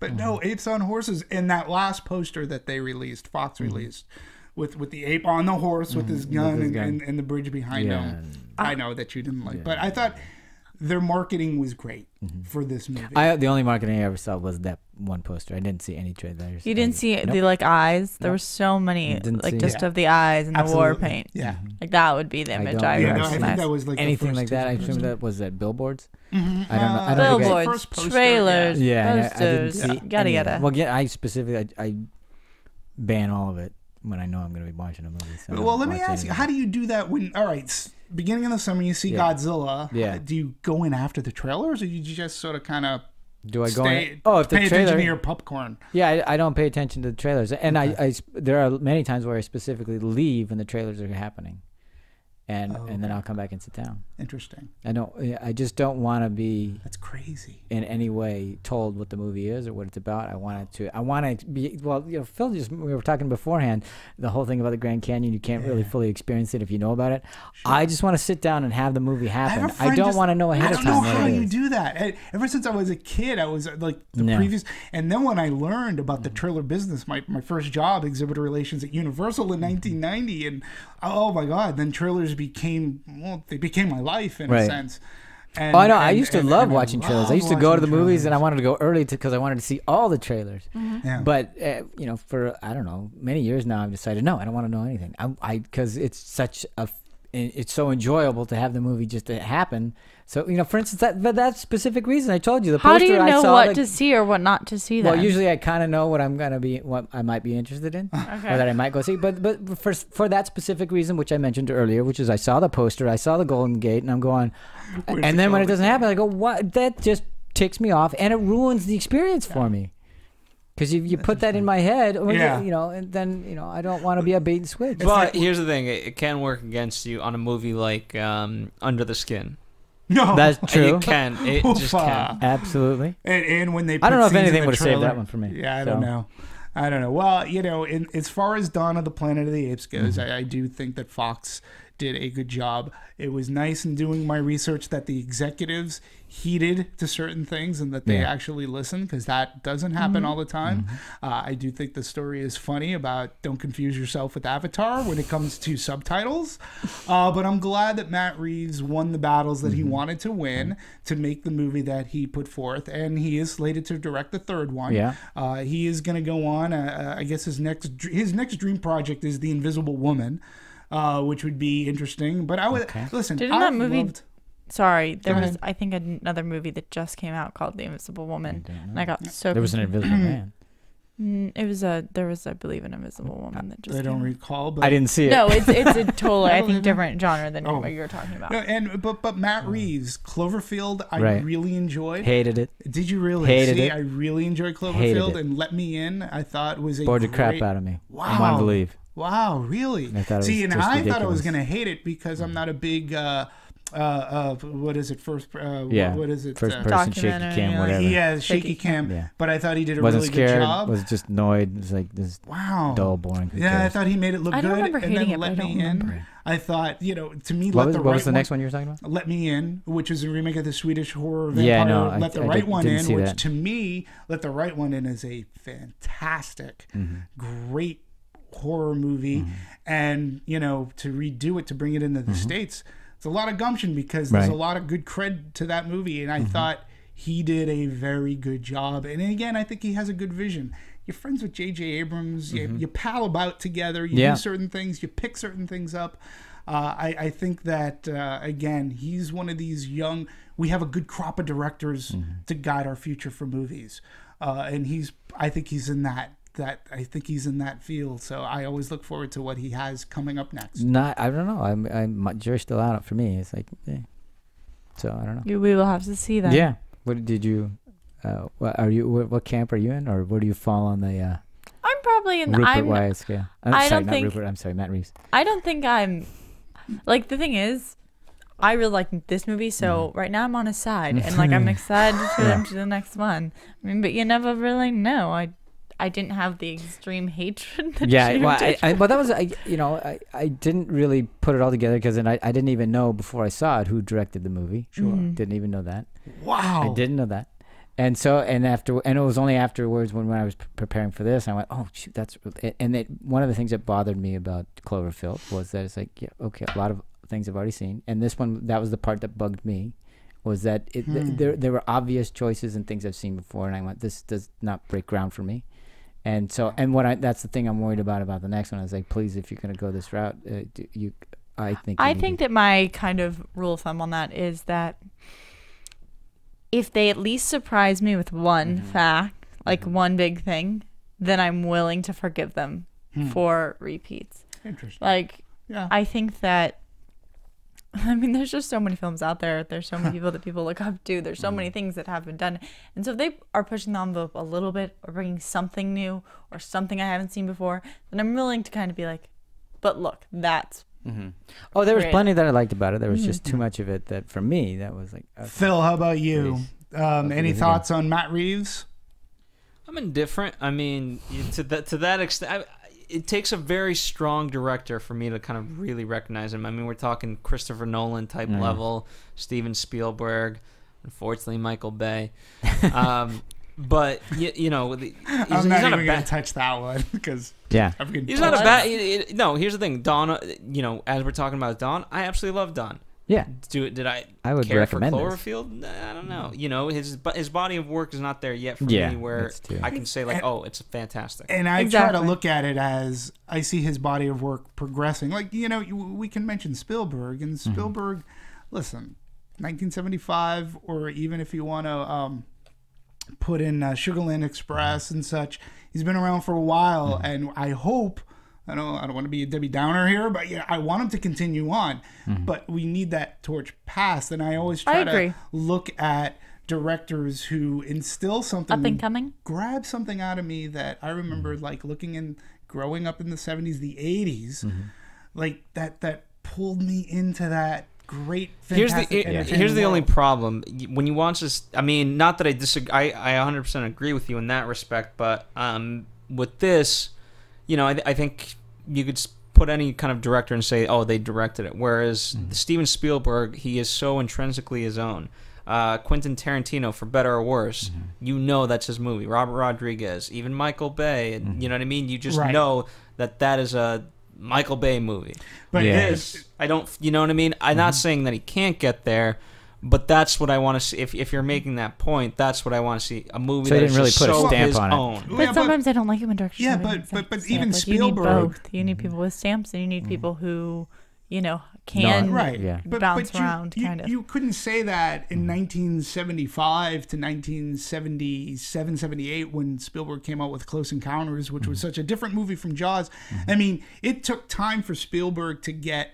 Or body of work. It would take time for anybody. And it could take time, but now, you know, when we're looking at people like J.J. Abrams, when we're looking at people like Joss Whedon, when we look at people like Matt Reeves, I'm comfortable that, like, you can sort of see that kind of progression. I'm omitting a bunch of other directors that I appreciate, like Alfonso Cuarón, and you mentioned Quentin Tarantino, who has a stamp.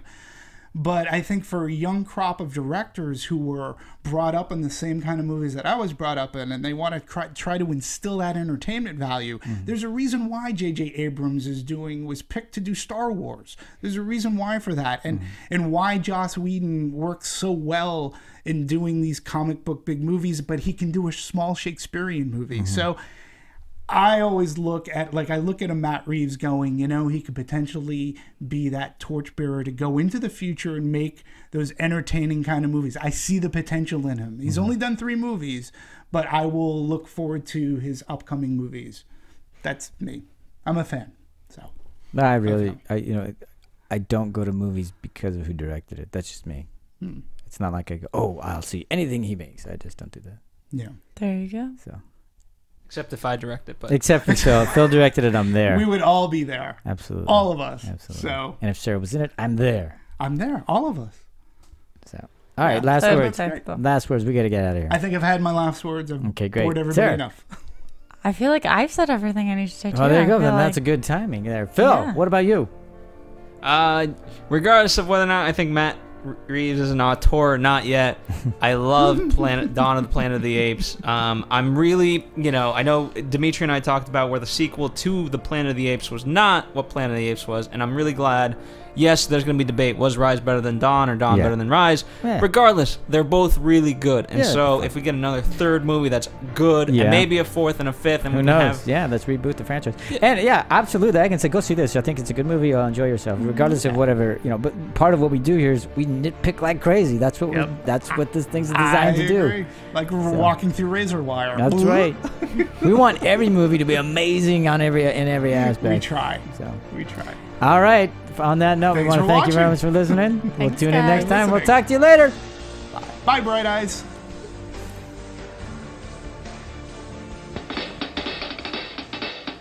From producers Maria Menounos, Kevin Undergaro, Phil Svitek, and the rest of the Anatomy of a Movie staff, we would like to thank you for listening and subscribing to the show.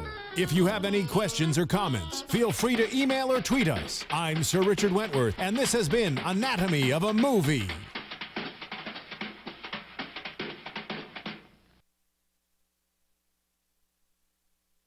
Thanks for watching Anatomy of a Movie on YouTube. For more on your favorite movies, subscribe to our channel here, and be sure to let us know what you think in our comment section below here. Bye.